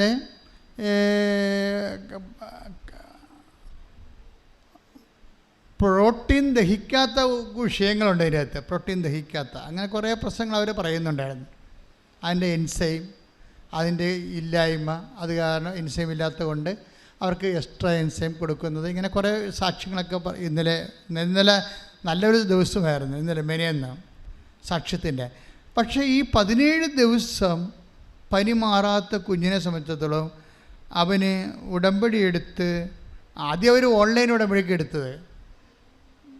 ഓൺലൈൻ ഉടമ്പടി എന്ന് വെച്ച് കഴിഞ്ഞാൽ അന്തർദേശീയയുടെ ആൾക്കാർക്ക് ഇവിടെ വന്ന് ഹൈ എമർജൻസി വന്ന് ഇവിടെ എത്താൻ പറ്റിയില്ലെങ്കിൽ ചെയ്യാൻ പറ്റുന്ന കാര്യങ്ങളാണ്. അമ്മ അത് ഹോണർ ചെയ്യുന്നുണ്ട് ശരിക്കും. പക്ഷേ ഇവർക്ക് ഇവിടെ എത്താൻ പറ്റുന്ന സമയത്ത് വന്ന് ഉടമ്പടി എടുത്തോളാമെന്ന് അമ്മയോട് പറഞ്ഞ് ഇവർ കൂട്ടുകാരത്തിൻ്റെ ഉടമ്പടി തൈലം വാങ്ങിച്ച് ആ കൂട്ടുകാരത്തിൽ കൊണ്ട് കൊടുത്തിട്ട് അത് കുഞ്ഞിനെ പെരട്ടും. കുഞ്ഞിനെ പെരട്ടി കഴിയുമ്പോൾ 17 ദിവസമായിട്ട് കുഞ്ഞ് പനിച്ച് കിടക്കുകയാണ്, വേർത്തിട്ടില്ല. ഇത് പെരുട്ടി 1/2 മണിക്കൂർ കഴിഞ്ഞപ്പോൾ തന്നെ കാര്യം സത്യം പറഞ്ഞാൽ കുഞ്ഞിൻ്റെ കൂടെ കിടന്ന് ഉറങ്ങിപ്പോയെങ്കിൽ 1 മണിക്കൂർ കഴിഞ്ഞപ്പോൾ അമ്മയ്ക്കൊരു ഉണർച്ച വന്ന്. ഉണർക്കം വെച്ചാൽ ഇങ്ങനെ ഈ പനിയോട് അമ്മയ്ക്ക് മാനസികമായിട്ട് ഐക്യപ്പെട്ടെന്ന് തോന്നണം. ഇത് മാറത്തില്ല എന്നുള്ള ഒരു മാനസികാവസ്ഥയെ. കാര്യം എപ്പോഴും കൈവച്ച് നോക്കണമല്ല. അപ്പോൾ ഒരിക്കലും 17 ദിവസമായിട്ട് ഇങ്ങനെ കൈവച്ച് നോക്കിയിട്ട് ഇന്ന് വരെ പനി മാറിയിട്ടില്ല, എപ്പോഴും ചൂടാണ്. അപ്പം അതുകൊണ്ട് ആ ഒരു സംഭവം തന്നെ അമ്മ ഈ കൈവച്ച് നോക്കണ ഏർപ്പാട് നിർത്തി. അവർ കിടന്ന് കൊച്ചിൻ്റെ കൂടെ ഉറങ്ങുകയാണ്. പക്ഷെ 1 മണിക്കൂർ കഴിഞ്ഞപ്പോൾ അവർക്ക് ഉണർച്ച വന്നപ്പോൾ അയ്യോ ഉടമ്പടി തൈലം തേച്ചതാണല്ല, ഒന്ന് നോക്കിയേക്കാന്ന് വെച്ചപ്പോൾ കൊച്ചു വെട്ടി വേർതിരിക്കണം. അതായത് അമ്മ ഇത് രണ്ടും കൽപ്പിച്ചിറങ്ങിയിരിക്കുകയാണ്. സത്യമായിട്ടും ഇത് കൃപാസന അമ്മ മാതാവിൻ്റെ പ്രത്യക്ഷീകരണത്തിൻ്റെ സാക്ഷ്യങ്ങളാണ് കേട്ടുകൊണ്ടിരിക്കുന്നത്. അമ്മയുടെ പ്രത്യക്ഷീകരണം സഭ ഏറ്റെടുക്കുന്നവരെ സാക്ഷ്യത്തിന് ഒരു പഞ്ഞുമില്ല, അത് എടുക്കണവരെ സമം പോകും. അതെന്താ അങ്ങനെ പറയാൻ കാരണം എന്താ പറയുക? കഴിഞ്ഞ ദിവസം ഒരു കോളേജ് പ്രൊഫസർ, മെനയെന്നൊരു കോളേജ് പ്രൊഫസർ, ചെറുപ്പക്കാരൻ ചുള്ളൻ, ഇവിടെ വന്ന് ഒരു സാക്ഷ്യം പറഞ്ഞു. എനിക്ക് ഭയങ്കര ഇഷ്ടപ്പെട്ടായിരുന്നു സാക്ഷ്യം എന്ന് വെച്ചാൽ അങ്ങേര് അമ്മയോട് പറഞ്ഞു, അമ്മേ കല്യാണം കഴിച്ചിട്ടില്ല, പണിയില്ല. നോക്കി ഉള്ളതുപോലെ പറയണം. ദൈവത്തോടൊക്കെ പറയണത് അങ്ങനെയാണ്, നമ്മുടെ സ്വന്തം പോലെ പറയണം. അതൊരു ദൈവസ്നേഹമാണ്, അതൊരു വിശ്വാസമാണ്. അല്ലാതെ നമ്മൾ ദൈവത്തോട് പറയുന്നത് സാങ്കേതികമായിട്ടൊന്നും പറയാം. അമ്മേ കല്യാണം കഴിച്ചിട്ടില്ല, പെണ്ണ് കിട്ടത്തില്ല ജോലിയില്ലെങ്കിൽ, അതാണ് പ്രശ്നം. ഉള്ളതുപോലെ. അപ്പോൾ ഉടനെ അവൻ ഉടമ്പടി എടുത്ത് ഇവിടെ നിൽക്കുന്ന സമയത്ത് തന്നെ അവൻ്റെ മൊബൈലിൽ അമ്മ ഒരു ലിങ്ക് ഇട്ട് കൊടുത്തു. കോളേജ് ഇൻ്റർവ്യൂ വിളിച്ചേക്കണം, കോളേജിലേക്ക് ഇൻ്റർവ്യൂ വിളിച്ചിരിക്കുകയാണ്. കോളേജിലേക്ക് ഇൻ്റർവ്യൂ വിളിച്ചേക്കണം. ഉടനെ ഇവിടുന്ന് തന്നെ നേരെ കോളേജ് ഇൻ്റർവ്യൂവിന് പോയി. ആ കളമശ്ശേരി സെൻറ്റ് പോൾസിൽ ചെന്നപ്പോൾ അവനെടുത്ത് അവിടെ പ്രൊഫസറുടെ എടുത്ത് ബിബോക്കിൽ പ്രൊഫസറായിട്ട് എടുത്ത്. അതൊരു പുതിയ കോഴ്സാണ്. അപ്പോൾ മാനേജർ പറഞ്ഞ് 8,000 രൂപയെ കിട്ടത്തുള്ളൂ കേട്ടോ, ഇതൊരു പുതിയ കോഴ്സാണ്, ഇത് സ്വയാശ്രയം മോഡലിൽ ചെയ്യുന്നതാണ്, കുട്ടികളിൽ നിന്ന് പിരിച്ചു വേണ്ടി നിങ്ങൾക്ക് കാശ് തരാമെന്ന് പറഞ്ഞു. അപ്പോൾ ആ ജോലിക്ക് കയറി. ഏതായാലും ജോലി കിട്ടിയ കയറണമല്ല, അവരുടെ മര്യാദയല്ലേ, ദൈവം തന്നതല്ലേ, ഇവിടെ വെച്ച് അമ്മയുടെ മണ്ണി വെച്ച് വന്ന വിളിയല്ലേ, അപ്പം അമ്മ കൊടുത്തായിരിക്കുമല്ല. അപ്പോൾ അതിൻ്റെ അകത്ത് 8,000 രൂപയ്ക്ക് അവന് പ്രശ്നമില്ല. എന്നിട്ട് അമ്മയുടെ പുറത്തിറങ്ങിയോ പറഞ്ഞ് ഞാൻ അമ്മ ഒരു കൊല്ലേ നിൽക്കത്തുള്ളൂ കേട്ടാ, അതാണ് ഞാൻ ഒരു കൊല്ലം, എനിക്ക് ഒരു കൊല്ലം 8,000 രൂപ അമ്മ തന്ന ജോലി ആയതുകൊണ്ട് കയറണം, എനിക്കൊരു 40 രൂപയെങ്കിലും തരണം, അല്ലെങ്കിൽ എനിക്ക് ജോലി മുന്നോട്ട് കൊണ്ടുപോകാൻ പറ്റുകയില്ല. ഒരു 2 ആഴ്ച കഴിഞ്ഞപ്പോൾ മാനേജർ വിളിച്ച് ഈ ബിബോക്കുകാരെല്ലാവരെയും വിളിച്ച് പറഞ്ഞ് ഒരു എമൗണ്ട്, ഒരു ബൾക്ക് എമൗണ്ട് കേന്ദ്രത്തിൽ നിന്ന് കേന്ദ്ര ഗവൺമെൻറ് നമുക്ക് തന്നിട്ടുണ്ട്, അതുകൊണ്ട് നിങ്ങളുടെ ശമ്പളം കൂട്ടുകയാണ് 43,000 രൂപയെന്ന്. എന്നെ നമ്മൾ എവിടെ ജീവിക്കണമെന്ന് പോലും അറിയാൻ പറ്റില്ല. അതായത് ഒരു വ്യക്തിയുടെ സ്വകാര്യ വിഷയങ്ങൾ അതിൻ്റെ മുഴുവൻ വെയിറ്റിങ്ങിനെ തൂക്കിയെടുത്തിട്ട് ആനുപാതികമായിട്ടാണ് ഹെൽപ്പ് ചെയ്യണത്. ആ പ്രൊഫസർ അമ്മയുമായിട്ട് വളരെ കമ്പനിയാണ്, ഭയങ്കര അടുപ്പമാണ്. അപ്പോൾ രാത്രി കിടന്നപ്പോൾ ഒരു സ്വപ്നം കണ്ട്. സ്വപ്നം ഇതാണ്, കൃപാസന മാതാവിൻ്റെ യഥാർത്ഥ കൃപാസന, ഇത് വിമലഹൃദയമാണ്. സഭ കൃപാസന മാതാവ് എന്ന് പറയുന്നത് ക്ലോക്കാണ്. ഇവിടെ പ്രത്യക്ഷപ്പെട്ടത് സമയഘടികാരം നെഞ്ചിൽ ചാർത്തിയ ക്ലോക്ക്, അത് സഭ അംഗീകരിക്കാനാണ് ഈ പ്രത്യക്ഷീകരണ പ്രാർത്ഥന നമ്മൾ ചൊല്ലണത്. അംഗീകരിക്കണ വരെ നമ്മൾ ചെല്ലുകയും അതുവരെ അമ്മ അടയാളം കാണിച്ചുകൊണ്ടേയിരിക്കും. അപ്പോൾ അതാണ്. അപ്പോൾ ഈ പ്രൊഫസർ കിടന്നുറങ്ങിയപ്പോൾ വത്തിക്കാൻ്റെ പ്രധാന അൾത്താരയിൽ മുകളിൽ സമയഘടികാരം നെഞ്ചിൽ ചാർത്തിയ കൃപാസന മാതാവ്, താഴെ മാർപ്പാപ്പ നിന്ന് കുർബാന അർപ്പിക്കുന്നത്. ഇത് ഒരു രാത്രിയിൽ ആ മനുഷ്യൻ കണ്ടൊരു സ്വപ്നമാണിത്. നമ്മൾ സ്വപ്നം കാണത്തില്ലേ? ഇപ്പോൾ കഴിഞ്ഞ ദിവസം ഒരു സ്വപ്നം, ഭർത്താവും ഭാര്യയും ഒരേ സ്വപ്നം കണ്ടിരിക്കുകയാണ്. അതെങ്ങനെയാണ് സാധിക്കണത്?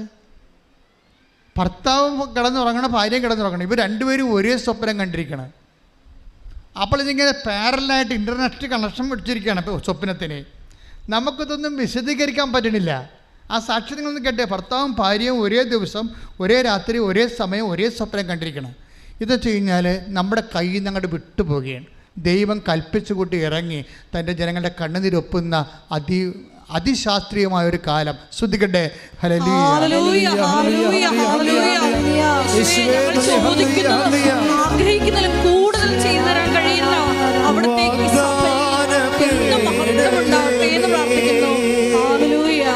സ്വർഗീയ പൊന്മലരേ, കൃപാസനത്തിൻ്റെ അമ്മേ, പ്രസാദവരമാതാവേ.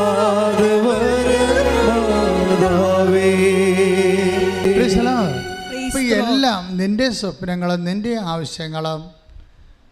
ആവശ്യങ്ങളും എല്ലാം ദൈവത്തിൻ്റെ കയ്യിലുണ്ട്. മഞ്ഞുരുകുമ്പോൾ മഞ്ഞ കാണാം. അതാണ് ഇന്നത്തെ ഏറ്റവും വലിയ വെളിപാട്, അല്ലേ? അതിപ്പോൾ ഈശോ തന്നതാണ്. മഞ്ഞുരുകുമ്പോൾ നിൻ്റെ മഞ്ഞ് ഞാൻ ഒരുക്കും, അപ്പോൾ നീ മഞ്ഞ കാണും. അതാണ് കോളേജ് പ്രൊഫസർ സംഭവിച്ചത്. ഈ മഞ്ഞയാണ് കലശത്തിലെ കൃപാസനത്തിൻ്റെ ഉള്ളിലിരിക്കുന്നത്. എന്നുവെച്ചാൽ നിൻ്റെ ജീവിതത്തിൻ്റെ സ്വപ്നം കർത്താവ് വാഗ്ദാന പേടകത്തിൻ്റെ ഒരു പ്രൊവിഷനാക്കി, സാധ്യതയാക്കി മാറ്റിയിരിക്കുന്നു. കൈയടിച്ച് കർത്താവിനെ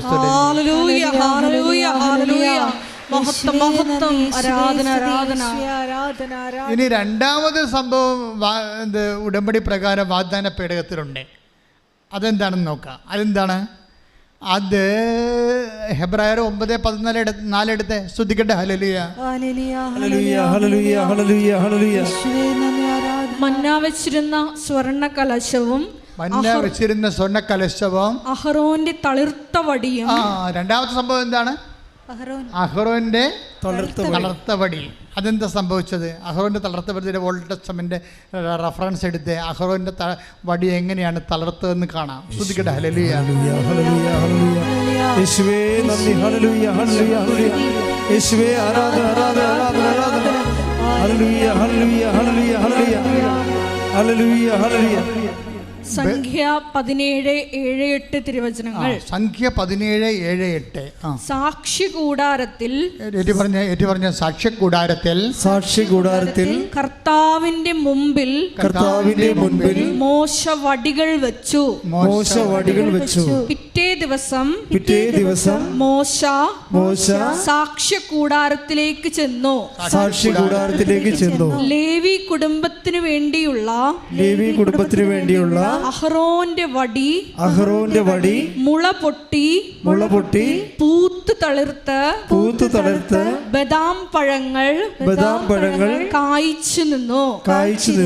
അഹ്റോന്റെ പൗരോഹിത്യത്തെ കുറിച്ച് സംശയം വന്നപ്പോഴേ മോസസിന്റെ ഭാര്യ കലാപക്കുഴ ഉയർത്തി, അഹ്റോൻ പുരോഹിതനല്ല, അയാളുടെ പോലെ കഴിവ് എനിക്കുണ്ട് എന്നും പറഞ്ഞുകൊണ്ട് അപ്പോൾ വനിതാ പൗരോഹിത്യത്തിന് വേണ്ടി മോസസിന്റെ ഭാര്യ കലാപക്കുഴ ഉയർത്തി. പക്ഷേ എന്താ പറഞ്ഞാൽ ആ കാലങ്ങളിൽ തന്നെ അഹ്റോന് കൊടുത്തിരുന്നത് വരവാണ്, പൗരോഹിത്യ വരമാണ്. ആ ലേവ്യ ഗോത്രത്തിലുള്ളതാണ്.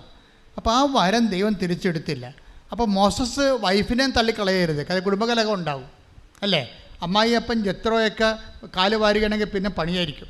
അപ്പോൾ അമ്മായിയപ്പനും ഒപ്പിക്കണം, വൈഫിനും ഒപ്പിക്കണം, മാനുഷികമായ കുറേ ഒപ്പിക്കലുകൾ വന്നപ്പോൾ മോസസ് ഉപ്പുമ്പം കളത്തിലായി. അയാൾ പറഞ്ഞു, ഞാനായിട്ട് മറുപടി പറഞ്ഞില്ല അല്ലേ, ഞാൻ പറഞ്ഞ വാപ്പ ഉമ്മനെ തല്ലും അല്ലെങ്കിൽ പട്ടി കളച്ച തിന്നുമെന്ന് പറഞ്ഞാൽ ഉപ്പുമ്പം കളത്തിലായി. അപ്പോൾ മോസസ് പറഞ്ഞു, ഒരു ശരി, കർത്താവ് തീരുമാനിക്കട്ടെ. അല്ലെങ്കിൽ വേറെ എന്തിനാണ് അമ്മായിയപ്പൻ്റെ കൈ മേടിക്കണത്, വേറെ എന്തിനാണ് വൈഫിൻ്റെ വായിരിക്കണ കേൾക്കണത്. അതുകൊണ്ട് മോസസ് പറഞ്ഞു, കർത്താവേ ഈ വിഷയത്തിൽ ഇടപെടണം, ഇതെൻ്റെ കുടുംബ പ്രശ്നമാണ്, കാര്യം എൻ്റെ വൈഫ് മുറ്റാണ്, എനിക്കിതിനകത്തൊന്നും ചെയ്യാൻ പറ്റത്തില്ല. അഹ്റോന് പൗരോഹിത്യം നീയല്ലേ കൊടുത്തത്, അപ്പോൾ നീയാണ് കൊടുത്തതെങ്കിൽ നീ അത് തെളിയിക്കണമെന്ന് പറയും. അപ്പോൾ സാക്ഷ്യ കൂടാരത്തേക്ക് വിളിച്ചിട്ട് പറയും, മോസസ് പറഞ്ഞു, നീ കുറേ കരിഞ്ഞ വടിയെ കണ്ട് വെക്കാൻ പറഞ്ഞു.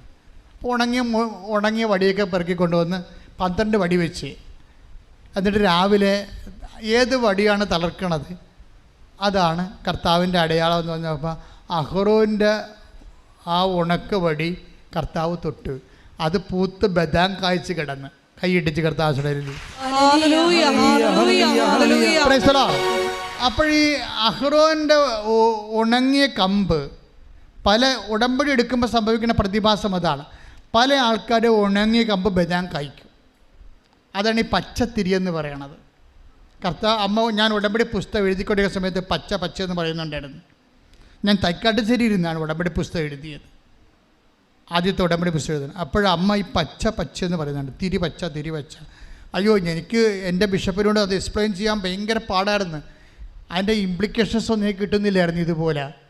അപ്പോൾ പിതാവ് പറഞ്ഞ്, ഇങ്ങനെ പച്ച നീരയൊക്കെ വെക്കേണ്ട കാര്യമുണ്ട്, വെള്ളത്തിരി കത്തിച്ചാൽ പോരെ.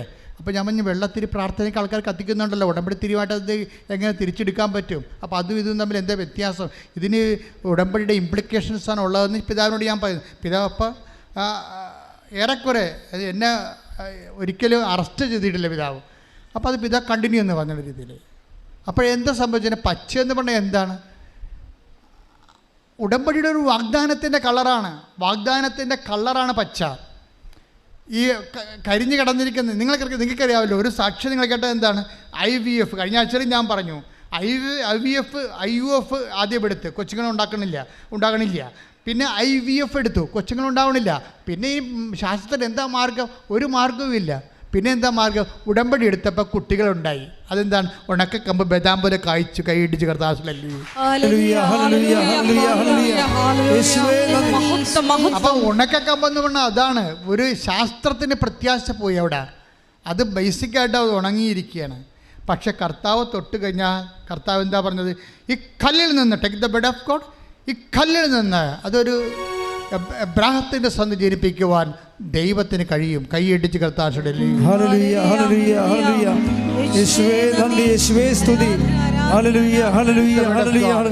ശ്രദ്ധിക്കട്ടെ. ഹല്ലേലൂയ. ആരാധന ആരാധന യേശുവേ ആരാധന. മത്തായി മത്തായി 3:9. മത്തായി 3:9. ഞങ്ങൾക്ക് പിതാവായി അബ്രഹാം ഉണ്ട് എന്ന് പറഞ്ഞ് അഭിമാനിക്കേണ്ട ഈ കല്ലുകളിൽ നിന്ന് അബ്രാഹത്തിന് സന്താനങ്ങളെ പുറപ്പെടുവിക്കാൻ ദൈവത്തിന് കഴിയുമെന്ന് ഞാൻ നിങ്ങളോട് പറയുന്നു. ഓർക്കേണ്ട ഒരു വിഷയം എന്താണ്? ദൈവത്തിന് എബ്രാഹാം പോലും വേണ്ടെന്നുള്ളതാണ്. എബ്രാഹത്തിൻ്റെ സന്തതികളെന്ന് വേണമെന്ന് പറഞ്ഞാൽ എബ്രാഹത്തിൻ്റെ രക്തത്തിലല്ലാത്ത കുഞ്ഞുങ്ങളെ എബ്രാഹത്തിൻ്റെ പേരിൽ പോലും ഈ കല്ലിൽ നിന്ന് ജനിപ്പിക്കാൻ കഴിയുള്ളവനാണ് നിൻ്റെ ഉടമ്പടിയുടെ കർത്താവായിട്ട് നിൽക്കണത്. അപ്പോൾ ആ ഒരു ദൈവത്തിൻ്റെ സാധ്യത, ചോര വിയർക്കുമ്പോഴും മരണം മണുക്കുമ്പോഴും കർത്താവ് മറക്കാതെ പ്രാർത്ഥിക്കുന്ന പ്രാർത്ഥനയുണ്ട്. Father, all thing is possible for you. പിതാവേ, അങ്ങക്ക് എല്ലാം സാധ്യമാണ്. ശ്രുതികട ഹല്ലേലൂയ, ഹല്ലേലൂയ, ഹല്ലേലൂയ, ഹല്ലേലൂയ. യേശുവേ നന്ദി, യേശുവേ ആരാധന, ആരാധന. ഹല്ലേലൂയ, ഹല്ലേലൂയ, ഹല്ലേലൂയ, ഹല്ലേലൂയ, ഹല്ലേലൂയ. മർക്കോസ് 14:36. മർക്കോസ് 14:36. അവൻ പറഞ്ഞു, ആബാ പിതാവേ, എല്ലാം അങ്ങേക്ക് സാധ്യമാണ്.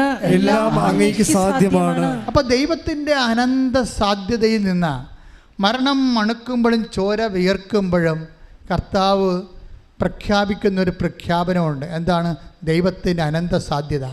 ഉടമ്പടി കാലുറപ്പിച്ചിരിക്കുന്നത് ഈ ദൈവത്തിൻ്റെ അനന്ത സാധ്യത നമുക്ക് വാഗ്ദാനമായി തന്ന സുവിശേഷ ഭാഗ്യങ്ങളിലാണ്. കൈയിടിച്ച് മക്കളെ, കം ടു ദി പോയിന്റ്. അതായത് നമ്മുടെ വാട്ട് ഈസ് അവർ സബ്ജക്റ്റ്? അഹ്റോൻ്റെ മോസസ് വെച്ച ഒരു ഉണക്ക വടിയാണ്. അതിൻ്റെ ഹരിതം നശിച്ചിട്ട് എത്രയോ വർഷങ്ങളായി. ഇനി അതൊരു സാധ്യതയുമില്ല തളർക്കാൻ. എല്ലാവരും പറയും സാധ്യതയില്ലെന്ന്. പക്ഷേ എല്ലാവരും സാധ്യതയില്ലെന്ന് പറയുമ്പോഴും ക്രിസ്തു പറയും എല്ലാത്തിനും സാധ്യതയുണ്ടെന്ന്. ആ അഹ്റോൻ്റെ പൂത്തവടി മനുഷ്യൻ്റെ സാധ്യത അസ്തമിക്കുന്നിടത്ത് വെച്ച് ദൈവത്തിൻ്റെ സാധ്യത തുടങ്ങുമ്പോൾ അത് ബദാം കാഴ്ച പോലെ കരിമ്പച്ച നിറമുള്ള ഇലകൾ വീശിക്കൊണ്ട് നിൽക്കുന്ന ഒരു പുനഃസ്ഥാപനമില്ലേ? I will restate your life. ഞാൻ നിൻ്റെ ഐശ്വര്യത്തെ പുനഃസ്ഥാപിക്കുമെന്ന് പറഞ്ഞില്ലേ? എന്താ പറഞ്ഞ? ഐസയായുടെ 11:29. ശ്രുതികട ഹല്ലേലൂയ, 29:11. ഐശ്വര്യം പുനഃസ്ഥാപിക്കുക, അത് വാഗ്ദാനമാണ്. ഐസയ 29:11. ഹല്ലേലൂയ, ഹല്ലേലൂയ, ഹല്ലേലൂയ, മഹത്വം. യേശുവേ നന്ദി, യേശുവേ സ്തുതി. ഹല്ലേലൂയ, ഹല്ലേലൂയ, ഹല്ലേലൂയ, ഹല്ലേലൂയ. യേശുവേ ആരാധന, ആരാധന. ഹല്ലേലൂയ, ഹല്ലേലൂയ, ഹല്ലേലൂയ. യേശുവേ സ്തുതി. ഹല്ലേലൂയ, ഹല്ലേലൂയ, ഹല്ലേലൂയ. ആരാധന, ആരാധന. യേശുവേ ആരാധന, ആരാധന, ആരാധന. യേശുവേ ആരാധന. ജെറമിയ 29:14. നിങ്ങൾ എന്നെ കണ്ടെത്താൻ ഞാൻ ഇടയാക്കുമെന്ന് കർത്താവ് അരുളിച്ചെയ്യുന്നു. നിങ്ങൾ എന്നെ കണ്ടെത്താൻ ഇടയാക്കുമെന്ന് ഞാൻ കർത്താവ് അരുളിച്ചെയ്യുന്നു. ഞാൻ നിങ്ങളുടെ ഐശ്വര്യം പുനഃസ്ഥാപിക്കും. ജെറമിയ 29:11. ഞാൻ നിങ്ങളുടെ എന്താ അത്? ആ വചനത്തിന്റെ പൗരവ് കണ്ടില്ലേ? എന്താണ്? ഒന്ന് വായിച്ചേ. നിങ്ങൾ എന്നെ കണ്ടെത്താൻ ഞാൻ ഇടയാക്കും. അപ്പോഴേ ദൈവമാണ് ഇടയാക്കണത് അല്ലേ? ആര്? ദൈവത്തെ കണ്ടെത്താൻ വേണ്ടി നമ്മളെ സഹായിക്കുമെന്നായി പറയണത്. ദൈവത്തെ കണ്ടെത്താൻ വേണ്ടി ദൈവം നമ്മളെ സഹായിക്കും. എന്നെ കണ്ടെത്താൻ ഞങ്ങൾ ഇടയാക്കും. എന്തിനാണ് കണ്ടെത്തണത്? ഞാൻ നിങ്ങളുടെ ഐശ്വര്യം പുനഃസ്ഥാപിക്കും എന്ന് പറഞ്ഞ ഞാൻ നിങ്ങളുടെ ഐശ്വര്യം പുനഃസ്ഥാപിക്കും. അല്ലാതെ ദൈവത്തെ കണ്ടെത്തിയിട്ട് നിങ്ങളുടെ കണ്ണക്കുരുകൾ നമുക്ക് കണ്ടെത്തരാനല്ലേ? ചിന്തിക്കണം. എന്നെ കണ്ടെത്താൻ ഞാൻ നിങ്ങളെ ഇടയാക്കും. എന്തിനാണ് ഇടയാക്കണത്? ഞാൻ നിങ്ങളുടെ ഐശ്വര്യം പുനഃസ്ഥാപിക്കും. അപ്പോൾ ദൈവം കൊടുത്ത ഐശ്വര്യമല്ലേ? നമ്മൾ കളഞ്ഞു കുളിച്ചതല്ലേ? അതല്ലേ? അപ്പം അതിന് കുറ്റബോധം വന്ന് ഇരിക്കേണ്ട കാര്യമില്ല. അത് പുനഃസ്ഥാപിക്കാനുള്ള സാധ്യതയുണ്ട്. ഇപ്പോൾ വെള്ളമടിച്ചതാണ്, അല്ലെങ്കിൽ നിങ്ങൾ തോന്നിവാസം ജീവിച്ചതാണ്, ദൈവം തന്ന ഐശ്വര്യം നിങ്ങൾക്ക് പോയെന്ന് വിചാരിച്ചോ? മനസ്സിലായില്ലേ? ഐശ്വര്യം എന്താണെന്ന്? ഐശ്വര്യം ആര് തന്നാണ്? ദൈവം തന്നതല്ലേ. ഇപ്പം നമ്മൾ കെയർലെസ്സായിട്ട് ലൈഫിലൂടെ ഐശ്വര്യം പോകും ചിലപ്പോൾ. ഓരോ കാര്യത്തിലൊക്കെ ഇപ്പോൾ തന്നെ ചിലർ, ഇപ്പോൾ കഴിഞ്ഞ ദിവസം ഒരു ലേഡി ഇവിടെ സാക്ഷ്യം പറഞ്ഞത്, ഒരു മലേഷ്യൻ ലേഡി ഇംഗ്ലീഷിൽ പറഞ്ഞില്ലേ ഒരു സാക്ഷ്യം, മലേഷ്യൻ ഇംഗ്ലീഷിലൊരു സാക്ഷ്യം പറഞ്ഞു. അവരെന്നാ പറഞ്ഞത്? അവരെന്തോ ഈ സാത്താൻ്റെ വർഷിപ്പ് പുസ്തകങ്ങളൊക്കെ, പിന്നെ ഹാരി പോട്ടറിൻ്റെ പുസ്തകങ്ങളൊക്കെ വായിച്ച് തലക്ക് പിടിച്ച്. ഇപ്പോൾ ഒരച്ഛൻ പ്രസംഗിച്ചില്ലേ ഇന്നാളെ, നമ്മുടെ യൂട്യൂബിലുണ്ട്, അച്ഛൻ്റെ പേരൊക്കെ നിങ്ങൾക്ക് അറിയാം. അപ്പോൾ അത് അദ്ദേഹത്തിൻ്റെ ഒരു കാലഘട്ടങ്ങളിൽ അദ്ദേഹം കാരണക്ക് ഗുണമില്ലാത്ത പുസ്തകങ്ങൾ വായിച്ച് ഭ്രാന്ത് പിടിച്ച് അവസാനം കർത്താവിനെ അറിഞ്ഞപ്പോൾ എല്ലാം കത്തിച്ച് കളഞ്ഞു. ഇതുപോലെ ഈ മലേഷ്യൻ ലേഡിക്ക് സംഭവിച്ചത് അതാണ്. അവരൊരു കാലത്ത് വഴിത്തിരിഞ്ഞ് പോയി ഹാരി പോട്ടറൊക്കെ വായിച്ച്, പിന്നെ വേറെ മാജിക്കും ഒക്കെ വായിച്ച് മാന്ത്രികമായ ലോകത്ത് നിന്ന് വിശ്വാസം പോയി. വിശ്വാസത്തിൻ്റെ അപകട മേഖലയെ ചരിക്കാതിരിക്കാൻ നമ്മളെപ്പോഴും ശ്രദ്ധിക്കണം. വിശ്വാസം കൈമുതല പിന്നെ ഭയങ്കര പാടാണ് തിരിച്ചു പിടിക്കാൻ. ഇപ്പോൾ ഇവർ ക്രിസ്തുവിനെ അറിഞ്ഞു കഴിഞ്ഞപ്പോൾ അവരുടെ അമ്മ ഓൺലൈൻ ഉടമ്പടി എടുത്തത്, ഓൺലൈനോട് ലൈറ്റക്കാൻ്റെ പേര് ക്രിസ്തു അവിടെ അമ്മ ചെയ്യണത് ഈ മകളെ സമർപ്പിച്ചുകൊണ്ട്. പിന്നെ മകൾക്ക് ഈ പുസ്തകങ്ങളുടെ വിപ്രതിപത്തിയായിട്ട് അവൾ തിരിച്ച് ദൈവത്തിലേക്ക് വരുന്ന അട്ടിപ്പൊളി ഇംഗ്ലീഷ് സാക്ഷ്യം. ഇത് കഴിഞ്ഞ ദിവസം പറഞ്ഞ മലേഷ്യൻ ഗേള് അവർ പറഞ്ഞിരിക്കണ പേര് ഞാൻ പറഞ്ഞു പോകാനോ, സോറി, ഞാൻ ഓർത്തില്ല പേര്, അതാണ് ഇപ്പോൾ ആ സാക്ഷ്യം കയറുമെന്ന് ഞാൻ ഓർത്തില്ല. അപ്പോൾ എന്നെ സംഭവിച്ചു കഴിഞ്ഞാൽ അവിടെ ആ സാക്ഷ്യങ്ങളിൽ വരണ വിഷയം, ഒരു കാലത്ത് ദൈവം അവർക്ക് കൊടുത്ത ഐശ്വര്യമൊക്കെ അവർ ഇതുപോലെയുള്ള അലവലാതി സാത്താൻ പുസ്തകങ്ങളൊക്കെ വായിച്ചും. സാത്താൻ പുസ്തകം തന്നെ വായിക്കണമെന്ന് നിർബന്ധമില്ല. സാത്താൻ വർഷിപ്പുള്ള ആൾക്കാർ കൂട്ടുകാരായിട്ട് ഉണ്ടായാൽ മതി. സാത്താൻ വർഷിപ്പുള്ള ആൾക്കാർ കൂട്ടുകാരായിട്ട് ഉണ്ടായാൽ മതി. ക്രമേണ നിൻ്റെ വിശ്വാസം പോകും. കാരണം വിശ്വാസത്തിന് നല്ല വെയിൽ കെട്ടണം. വിശ്വാസത്തിനൊരു കുഴപ്പമുണ്ട്, വിശ്വാസത്തിന് നല്ല വെയിൽ കെട്ടണം. അതുകൊണ്ടാണ് ഈ വചനം വിതച്ച് കഴിഞ്ഞിട്ട് വെയിൽ കെട്ടിയെന്ന് പറഞ്ഞിട്ടില്ലേ? ഇല്ലേ? കർത്താവ് പറഞ്ഞിട്ടില്ലേ? വചനം വിതച്ച് കഴിഞ്ഞിട്ട് അതിന് ചുറ്റും വെയിൽ കെട്ടി. അപ്പോൾ വിശ്വാസത്തിനെ എപ്പോഴും സംരക്ഷിക്കണമെങ്കിൽ നമ്മൾക്ക് അപകട മേഖലയിൽ നിന്ന് നമ്മൾ മാറണം. എപ്പോഴും സംസർഗത്തിൻ്റെ നമ്മുടെ കൂട്ടുകാരെ, നമ്മളോട് ഇടപഴകുന്നവർ, അതുപോലെ തന്നെ അവരിൽ നിന്നൊക്കെ അവർ സംസാരിച്ചാലും നമ്മൾ സംസാരിക്കാൻ നിൽക്കരുത്, ഇൻട്രാക്ഷൻ ഒന്നും പോകരുത്. കാര്യം വിശ്വാസം നിലനിർത്തുക, സംരക്ഷിക്കുക, അതിന് വില കൊടുക്കുകയൊക്കെ വിശ്വാസിയുടെ അവകാശവുമാണ്, ഉത്തരവാദിത്വമാണ്. പക്ഷെ അങ്ങനെ ഒരു വിഷയം വന്ന് ഐശ്വര്യം പോയി. പക്ഷെ ഇൻ കേസ് നിൻ്റെ ഒരു കൂട്ടുകെട്ടിലൂടെയോ അല്ലെങ്കിൽ നിൻ്റെ തന്നെ വഴിപിഴച്ച ജീവിത രീതി കൊണ്ടോ നിൻ്റെ ഐശ്വര്യം പോയാൽ എന്നേക്കുമായിട്ട് പോകുമെന്ന് ദൈവപൈതലെ നീ കരുതി വിഷമിക്കരുത്. കർത്താവ് എന്താ പറഞ്ഞത്? I will reinstate you in your own soil. എസക്കേലിൻ്റെ 36 Take the word of God 37:14. ശ്രദ്ധിക്കട്ടെ. ഹല്ലേലൂയ ഹല്ലേലൂയ ഹല്ലേലൂയ ഹല്ലേലൂയ ഹല്ലേലൂയ യേശുവേ നന്ദി. ഹല്ലേലൂയ ഹല്ലേലൂയ ഹല്ലേലൂയ. എസക്കേൽ 37:14. ശ്രദ്ധിക്കട്ടെ. ഹല്ലേലൂയ ഹല്ലേലൂയ ഹല്ലേലൂയ ഹല്ലേലൂയ ഹല്ലേലൂയ ഹല്ലേലൂയ. എസക്കേൽ 37:14. എൻ്റെ ആത്മാവിനെ ഞാൻ നിങ്ങളിൽ നിവേശിപ്പിക്കും. എന്ന് പറഞ്ഞു, എൻ്റെ ആത്മാവിനെ ഞാൻ നിങ്ങളിൽ നിവേശിപ്പിക്കാം. നിങ്ങൾ ജീവിക്കും. ഞാൻ നിങ്ങളെ നിങ്ങളുടെ സ്വന്തം ദേശത്ത് വസിപ്പിക്കും. അപ്പൊ സ്വന്തം ദേശത്തേക്ക്, കണ്ടവന്റെ ദേശത്ത് അടിമയായി ജീവിക്കരുന്ന്. അതാണ് ഈ പറയണത്. നിങ്ങൾ സ്വന്തം ദേശത്ത് വസിപ്പിക്കുമെന്ന് പറഞ്ഞാൽ നിങ്ങൾ കണ്ടവന്റെ ദേശത്ത്, സാത്താൻ്റെ ദേശത്ത് അടിമയായിട്ട് ജീവിക്കരുന്ന്. അപ്പം നിങ്ങൾ അടിമയായിട്ടാണ് ഇന്ന് ജീവിക്കണമെന്നുണ്ടെങ്കിൽ ഐ വിൽ റീസെറ്റിൽ യു എന്നാണ് പറയണത്. റീസെറ്റിലിങ് എന്ന് പറയണത് ഉടമ്പടിയുടെ വാഗ്ദാന പ്രകാരമാണ്. ആ ബദാം കായ്ച്ച അഹറോൻ്റെ ഉണക്ക വടിയില്ലേ, ആ വടിയെ റീസ്റ്റേറ്റ് ചെയ്യുകയാണ്, പുനഃസ്ഥാപിക്കുകയാണ്, ഐശ്വര്യം പുനഃസ്ഥാപിക്കുകയാണ്. അതാണ് ജെറമിയ 29:11. ഞാൻ നിൻ്റെ ഐശ്വര്യം പുനഃസ്ഥാപിക്കും. അപ്പം നിൻ്റെ വിവാഹമായാലും അതുപോലെ തന്നെ എന്ത് ജീവിതമായാലും ഏതെല്ലാം രീതി നിനക്ക് ചൈതന്യം കെട്ടുപോയെന്ന് വിചാരിച്ചോ അതെല്ലാം പുനഃസ്ഥാപിക്കാനുള്ള സാധ്യത ഉടമ്പടിയിലുണ്ട്. അത് ദൈവത്തിൻ്റെ വാഗ്ദാനങ്ങളുള്ളത് കൊണ്ട് തന്നെ ഉടമ്പടിയുടെ ഭാഗമാണ്. അതുകൊണ്ട് തന്നെ നീ അമ്മ നിനക്ക് വേണ്ടി മധ്യസ്ഥം വഹിക്കും. പക്ഷെ അമ്മ മധ്യസ്ഥം വഹിക്കുമ്പോൾ ഒരു കാര്യം ചിന്തിക്കണം കേട്ടോ. അമ്മ നമ്മളെ മുഖത്തിട്ട് നോക്കുമ്പോഴേ നമുക്ക് വേറെ സ്ഥലത്തേക്ക് നോക്കേണ്ടി വരരുത്. അതാണ് എൻ്റെ ആൾക്കാരുടെ പ്രശ്നം. നിൻ്റെ ഐശ്വര്യം പുനഃസ്ഥാപിക്കാൻ വേണ്ടി അമ്മ നിൻ്റെ മുഖത്തേക്ക് നോക്കും. അപ്പം നിനക്ക് ചമ്മി അടപ്പ് തെറിച്ച് വേറെ മുഖത്തേക്ക് വേറെ സ്ഥലത്ത് നോക്കേണ്ടി വരരുത്. അമ്മ നിന്നെ കണ്ടാൽ കർത്താവിന് തിരുസേന പ്രസൻറ്റബിളായിരിക്കണം. നീ ഉടമ്പടി നിന്നെ പ്രസൻറ്റബിളാക്കും. എന്ന് വെച്ച് കഴിഞ്ഞാൽ കർത്താവിൻ്റെ തിരുസന്നിധിയിൽ അവർക്ക് വേണ്ടി ഇത് ചെയ്ത് കൊടുക്കണമെന്ന് പറയാനുള്ള അമ്മ പറഞ്ഞാൽ പിന്നെ യേശു കേൾക്കും. പക്ഷെ നിന്നെ കാണുമ്പോൾ അമ്മയ്ക്ക് തോന്നണം നിന്നെ പ്രസൻറ്റ് ചെയ്യാൻ പറ്റിയ ആളാണെന്ന്. മനസ്സിലായില്ലേ? നിന്നെ കണ്ടാൽ അമ്മയ്ക്ക് തോന്നണം നിന്നെ കർത്താവിൻ്റെ അടുത്ത് കൊണ്ടുപോയി അവൾക്കതില്ല, അവനിതില്ലെന്ന് പറഞ്ഞാൽ പറയാൻ പറ്റിയ ആളാണ് നീ എന്ന് പറയാൻ നീ പ്രസൻറ്റബിൾ ആകണം. ഉടമ്പടി നിന്നെ പ്രസൻറ്റബിൾ ആക്കുമെന്ന് ഞാൻ പറഞ്ഞതിൻ്റെ കാരണം എന്താണെന്നറിയാമോ? കാര്യം ഉടമ്പടിയിൽ ഇപ്പോൾ 7:4 എടുത്ത് ലൂക്കാൻ്റെ സുവിശേഷം 7:4 ശ്രദ്ധിക്കട്ടെ.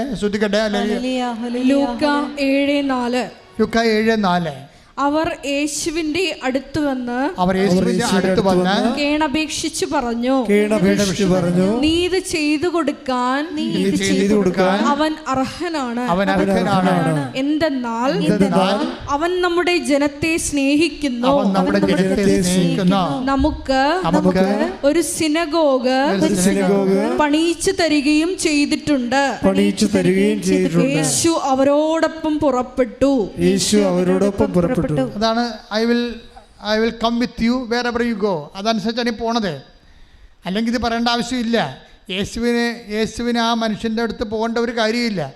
ഇവിടെ നിന്ന് പറഞ്ഞാൽ മതി സുഖം പ്രാപിക്കട്ടെ എന്ന് പറഞ്ഞാൽ മതി, സുഖം പ്രാപിക്കും. പക്ഷെ പോണ യേശു അവനോട് പുറപ്പെട്ടെന്ന് പറഞ്ഞാൽ പണ്ട് നൽകിയ ഒരു വാഗ്ദാനത്തോട് ദൈവം കാണിക്കുന്ന വിശ്വസ്തതയാണ്.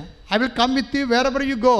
നീ എവിടെയാണ് പോകണമെന്നോ അവിടെ ഞാൻ വരും. വീട്ടിലെങ്കിൽ വീട്ടിൽ, മരണ വീട്ടിലെങ്കിൽ മരണ വീട്ടിൽ, ആശുപത്രി കിടക്കുക, വെന്റിലേറ്ററെങ്കിൽ വെന്റിലേറ്ററിൽ. I will come with you. അതാണ് ഉടമ്പടി കണ്ടുകൊണ്ടിരിക്കുന്നത്. ദൈവം കാലങ്ങൾക്ക് മുമ്പ് മനുഷ്യരാശി കൊടുത്ത വാഗ്ദാനമില്ലേ ഉടമ്പടി പ്രകാരമുള്ള സാന്നിധ്യത്തിൻ്റെ സംരക്ഷണം. അതാണ് ഈ സാന്നിധ്യം കൊണ്ട് ഉദ്ദേശിക്കുന്നത്. I will come with you. ഞാൻ നിൻ്റെ കൂടെ വരും. ഉടമ്പടി എടുക്കുമ്പോൾ സംഭവിക്കുന്ന ഏറ്റവും വലിയ സംഭവം ദൈവത്തിൻ്റെ സാന്നിധ്യമാണ്. അതുകൊണ്ടാണ് നിങ്ങളുടെ വിശുദ്ധി പാലിക്കണമെന്ന് പറയണത്. ഉടമ്പടി പ്രകാരം നമ്മൾ വിശുദ്ധി പാലിക്കണമെന്ന് പറഞ്ഞതിൻ്റെ കാരണം നമ്മുടെ കൂടെയുള്ള ആൾ വിശുദ്ധനാണ്. എൻ്റെ പിതാവ് പരിപൂർണനായിരിക്കുന്ന പോലെ നിങ്ങളും പരിപൂർണനായിരിക്കണം. Be holy as your heavenly father is holy.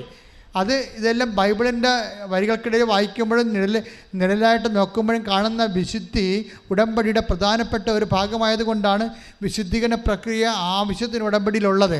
അത് ഫോളോ അപ്പ് ചെയ്യാതെ നിങ്ങൾ പിന്നെ അസൂയ, പക, വിദ്വേഷം, ചതി, അഹങ്കാരം, മദ്യപാനം, മധുരോത്സവം, ഇങ്ങനെ പഴയ കലാപരിപാടിയും കൊണ്ട് നടന്ന you are the old people. പഴയ മനുഷ്യനെ കൊളോസ്യസ് 3:10 പറയും അവൻ്റെ ചെയ്തികളോടുകൂടി ദൂരെ എറിയാൻ. പിന്നെ എന്താണ്? എറിഞ്ഞിട്ടും കാര്യമില്ല. സൃഷ്ടാവിൻ്റെ പ്രതിച്ഛായക്ക് നവീകരിക്കപ്പെടുന്ന പുതിയ മനുഷ്യനെ വിശുദ്ധി ധരിക്കുക, ക്രിസ്തുവിനെ ധരിക്കുക, കൈയിടിച്ച് കർത്താവിനെ ശ്രദ്ധിക്കട്ടെ.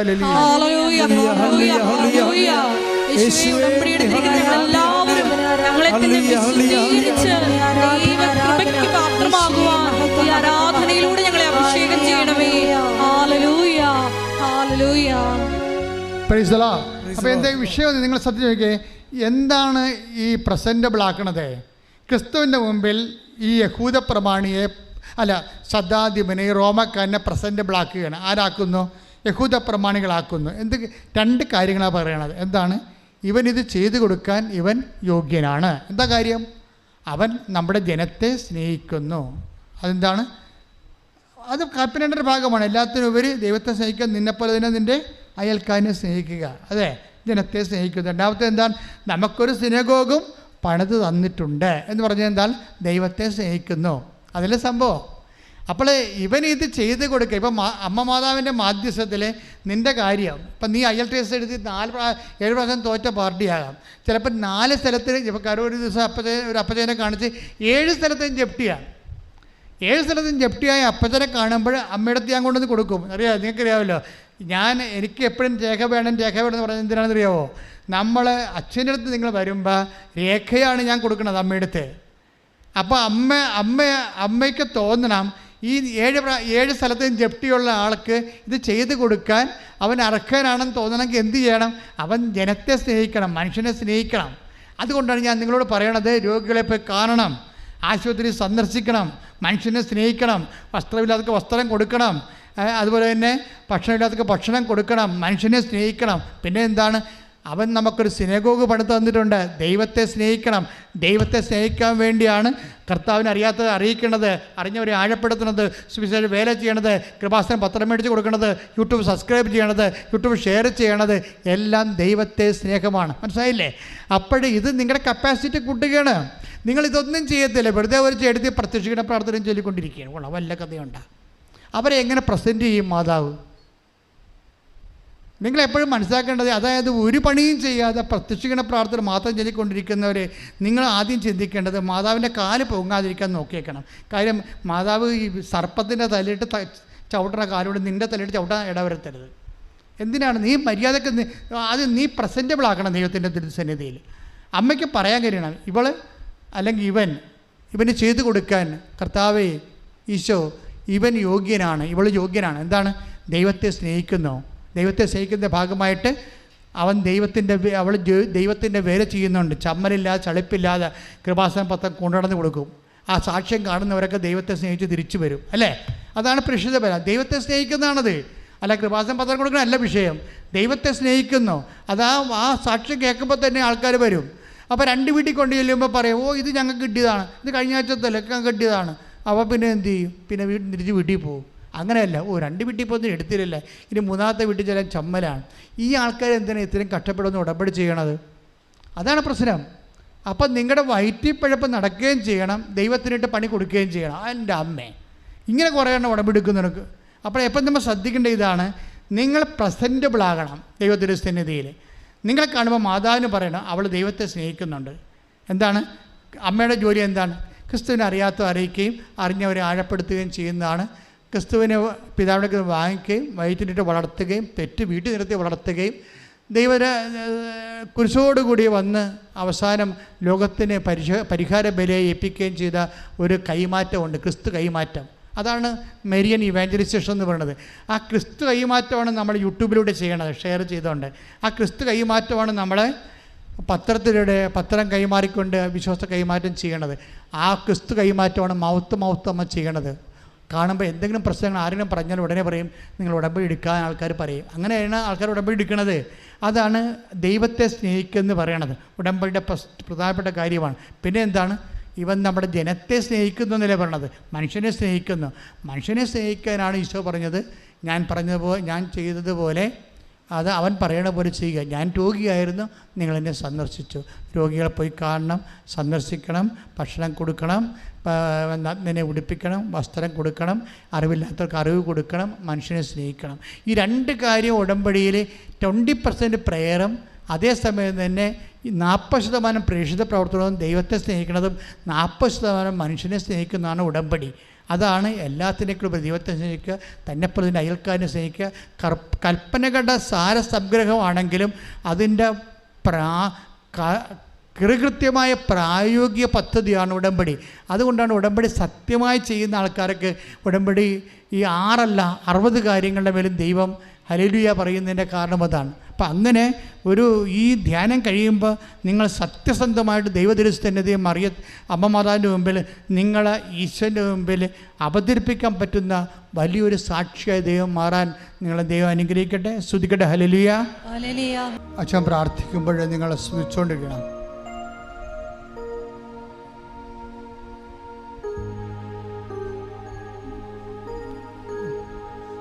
കർത്താവേ, നിന്റെ വിശുദ്ധ പൗരോഹിത്യത്തെ മഹത്വപ്പെടുത്തണമേ. കർത്താവേ, സഭയിലുള്ള സാന്നിധ്യം പ്രകടമാക്കണമേ.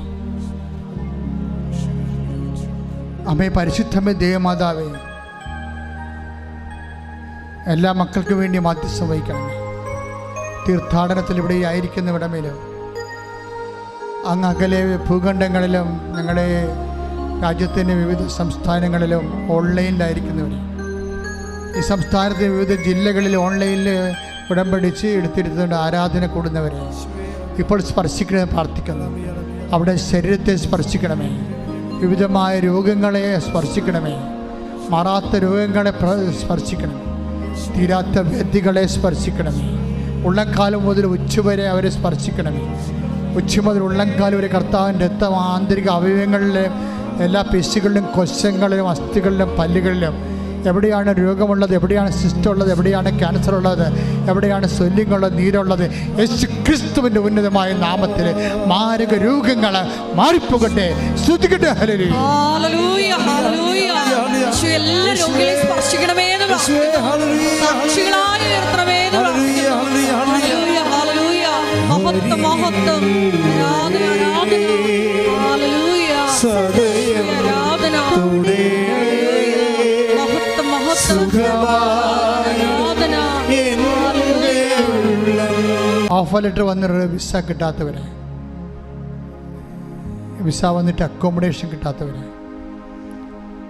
റിസൾട്ട് പ്രതീക്ഷിക്കുന്നവർ, റിസൾട്ട് വന്ന് തോറ്റുപോയവർ, അവരടുത്ത നടപടിയിൽ ദൈവികമായ ഇടപെടലുണ്ടാകാൻ വേണ്ടി, സാമ്പത്തിക ക്ലേശങ്ങളിലും ജപ്തിയിലും വന്നിരിക്കുന്നവർ, വ്യാപാര വ്യവസായങ്ങളെല്ലാം വരുമാനമില്ലാതെ തകർന്ന് പോയവർ, കൊടിയ മനക്ലേശങ്ങളിലും ഡൈവേഴ്സിലും ഒക്കെ ചെന്ന് പെട്ടിരിക്കുന്നവർ, വിവാഹം ഒത്തുവരാത്തവർ, മക്കളില്ലാത്തവർ, മക്കൾ ദുർനടപ്പിലും ഭ്രാന്തിലും ഡിപ്രഷനിലും ഒട്ടിസത്തിലൊക്കെ ചെന്ന് വല്ലാതെ അതുകൊണ്ട് വേദനിക്കുന്ന മാതാപിതാക്കന്മാർ, ആ മക്കളെ സ്പർശിക്കാൻ വേണ്ടി കണ്ണീരോടെ പ്രാർത്ഥിക്കട്ടെ. ശ്രദ്ധിക്കട്ടെ.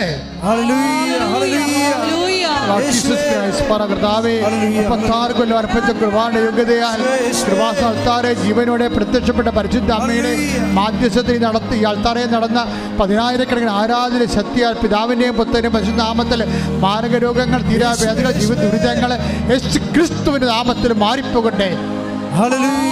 വിശ്വാസത്തോടെ കൈ നെഞ്ചത്ത് വെച്ചുകൊണ്ട് സ്തുതിച്ചുകൊണ്ട് പ്രാർത്ഥിക്കണം. ഇപ്പോൾ നമ്മൾ പ്രാർത്ഥിക്കാൻ പോകുന്ന വിഷയങ്ങൾ, അതായത് വാതരോഗികൾ, ശരീരത്തിൽ നീര് കെട്ടിക്കിടക്കുന്നവർ, അപ്പം മാതാവിൻ്റെ മധ്യസ്ഥത്തിൽ ഈശോ അടിപ്പണ പോലെ ദൈവികമായ ശക്തി അവിടെ ശരീരത്തിലേക്ക് ചെല്ലാൻ, രക്തസ്രാവ രോഗികൾ, ഗർഭപാത്രം ചുരുങ്ങുന്നവർ, കുടലുകൾ ചുരുങ്ങുന്നവർ, കിഡ്നി ചുരുങ്ങുന്നവർ, കരൾ ചുരുങ്ങുന്നവർ, ശ്വാസകോശം ചുരുങ്ങുന്നവർ, തലച്ചോറ് ചുരുങ്ങുന്നവർ, അവിടെ മേലെല്ലാം കർത്താവിൻ്റെ രക്തം നിറയാൻ വേണ്ടി ശ്രദ്ധിക്കട്ടെ. അതെല്ലാം വികസിച്ച് സ്വാഭാവികമായി ഐശ്വര്യം, അതിൻ്റെ ഐശ്വര്യങ്ങൾ പുനഃസ്ഥാപിക്കാൻ വേണ്ടി പ്രാർത്ഥിക്കുന്ന കർത്താവേ, നിന്റെ വിശുദ്ധ പൗരോഹിത്യത്തെ മഹത്വപ്പെടുത്തണമേ. കർത്താവേ, സഭയിലുള്ള സാന്നിധ്യം പ്രകടമാക്കണമേ. 36 വർഷം ഞാൻ അർപ്പിച്ച കൃപാനയുടെ യോഗ്യത, കൃപാസനം അൾത്താറെ ജീവനോടെ പ്രത്യക്ഷപ്പെട്ട പരിശുദ്ധ അമ്മയുടെ മധ്യസ്ഥതയിൽ ഈ അൾത്താറെ നടന്ന 10,000 ആരാധന ശക്തിയാൽ മാരക തടസ്സങ്ങൾ, ജീവിത ദുരിതങ്ങൾ, രോഗങ്ങൾ മാറിപ്പോകട്ടെ. നെഞ്ചത്ത് കൈവച്ച് പ്രാർത്ഥിക്കുക. പ്രാർത്ഥിക്കാൻ പോകുന്ന വിഷയങ്ങൾ, നിയമപരമായ കാര്യങ്ങൾ തടസ്സമുള്ളവരെ, നല്ലൊരു വിധി ആഗ്രഹിക്കുന്നവരുണ്ട്, കോടതിയിൽ നിന്നൊരു ന്യായമായ വിധി ആഗ്രഹിക്കുന്നവരുണ്ട്, സർട്ടിഫിക്കറ്റുകൾ വിത്ത് ഹെൽഡായി പോയവരുണ്ട്, യൂണിവേഴ്സിറ്റിയിലായാലും മറ്റു സ്ഥലങ്ങളായാലും ചിലപ്പോൾ സർട്ടിഫിക്കറ്റുകൾ കാണാതെ പോയവരുണ്ട്. ചിലപ്പോൾ വേണ്ടത്ര നിൻ്റെ ജോലിക്ക് ആവശ്യമായ ക്വാളിഫിക്കേഷൻ ഇല്ലാത്തതിൻ്റെ പേരിൽ ശമ്പളം കുറഞ്ഞിട്ട് ജോലിയിൽ നിന്ന് പിരിച്ചുവിടുന്ന ഭീഷണി ത്രെട്ട് നേരിടുന്നവരുണ്ടാകും. ചിലപ്പോൾ വിസ അല്ലെങ്കിൽ പാസ്പോർട്ട് അന്യൻ്റെ കയ്യിൽ അകപ്പെട്ടിട്ട് നിനക്ക് ജോലി എടുക്കാൻ പറ്റാത്തതും ജോലി ചേഞ്ച് ചെയ്യാൻ പറ്റാത്ത അവസ്ഥ ഉണ്ടാകും. ചിലപ്പോൾ നീ ചെന്ന രാജ്യങ്ങളിൽ നിനക്ക് ജോലി കിട്ടാനുള്ള സാധ്യത കുറഞ്ഞു വന്ന പുതിയ നിയമങ്ങളോ എന്തെങ്കിലും ഉണ്ടാകും. ഇതുപോലെ സാങ്കേതിക തകരാറ് കാരണം ജീവിതം മുരടിച്ചു പോയവരുടെ മേൽ കർത്താവെ കണ്ണീരോടെ പ്രാർത്ഥിക്കുന്നു. കർത്താവെ, ഞങ്ങളുടെ യോഗ്യത അല്ല കർത്താവെ, നിൻ്റെ പീഡാനുഭവത്തിൻ്റെ യോഗ്യതയാൽ 36 വർഷം ഞാൻ അർപ്പിച്ച കുർബാനയുടെ യോഗ്യതയാൽ ഈ അത്താറയിൽ നടന്ന 10,000 ആരാധശക്തിയാൽ അതിനേക്കാൾ ഉപരി അമ്മയുടെ പ്രത്യക്ഷയുടെ ശക്തിയാൽ എല്ലാ സാങ്കേതിക തടസ്സങ്ങളും യേശുവിൻ്റെ നാമത്തിൽ മാറിപ്പോകട്ടെ എന്ന് ഡോക്ടർ തന്നെ പറഞ്ഞിരിക്കുന്ന അവസ്ഥകൾ നീ അമ്മയുടെ മുമ്പിൽ സമർപ്പിക്കുക. അഹറോൻ്റെ പൂത്ത വടി ബദാം കായ്ച്ചതുപോലെ, ഉണക്ക വടി, വരണ്ട വടി ബദാം കായ്ച്ചതുപോലെ നിന്റെ ഐശ്വര്യം പുനഃസ്ഥാപിക്കാൻ വേണ്ടി കണ്ണീരോടെ സ്തുതിച്ച് പ്രാർത്ഥിക്കട്ടെ.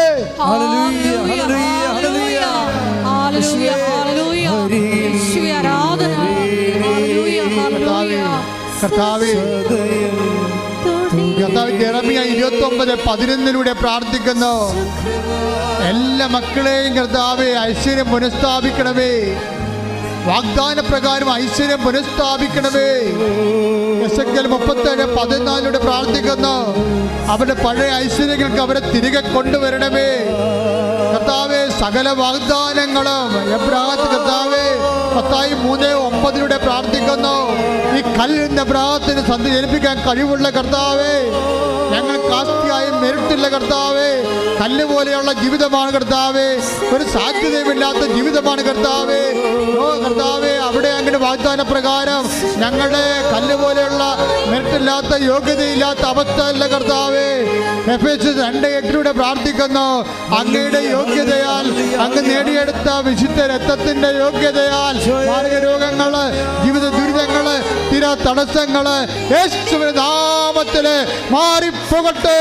ഹല്ലേലൂയ, ആരാധന, ആരാധന, യേശുവേ ആരാധന, മഹത്വം, ആരാധന, യേശുവേ ആരാധന. മക്കളില്ലാത്തവർക്ക് വേണ്ടി പ്രാർത്ഥിക്കാം.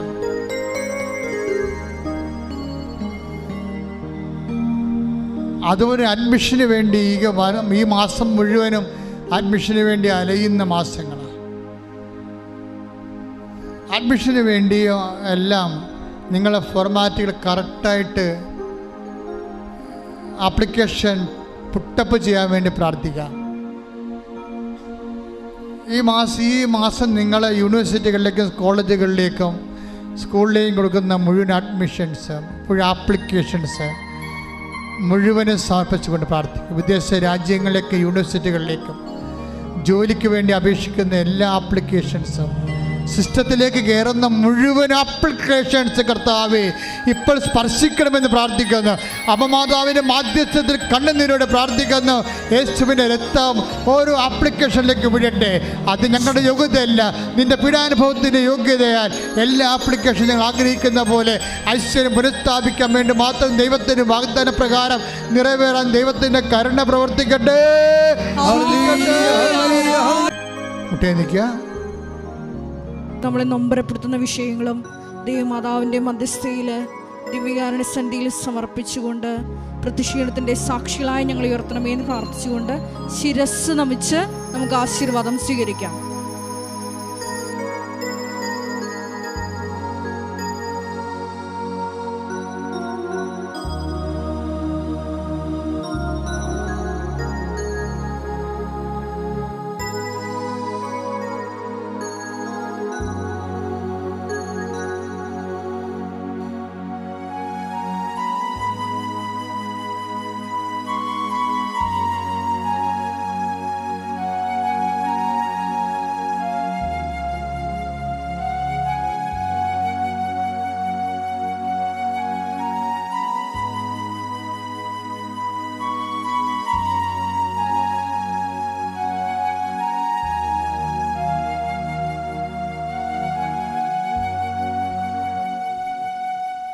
പരിശുദ്ധ പരമമാ ദിവ്യകാരുണ്യമേ,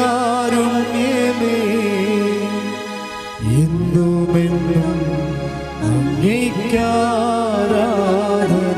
പരിശുദ്ധ പരമമാ ദിവ്യകാരുണ്യമേ,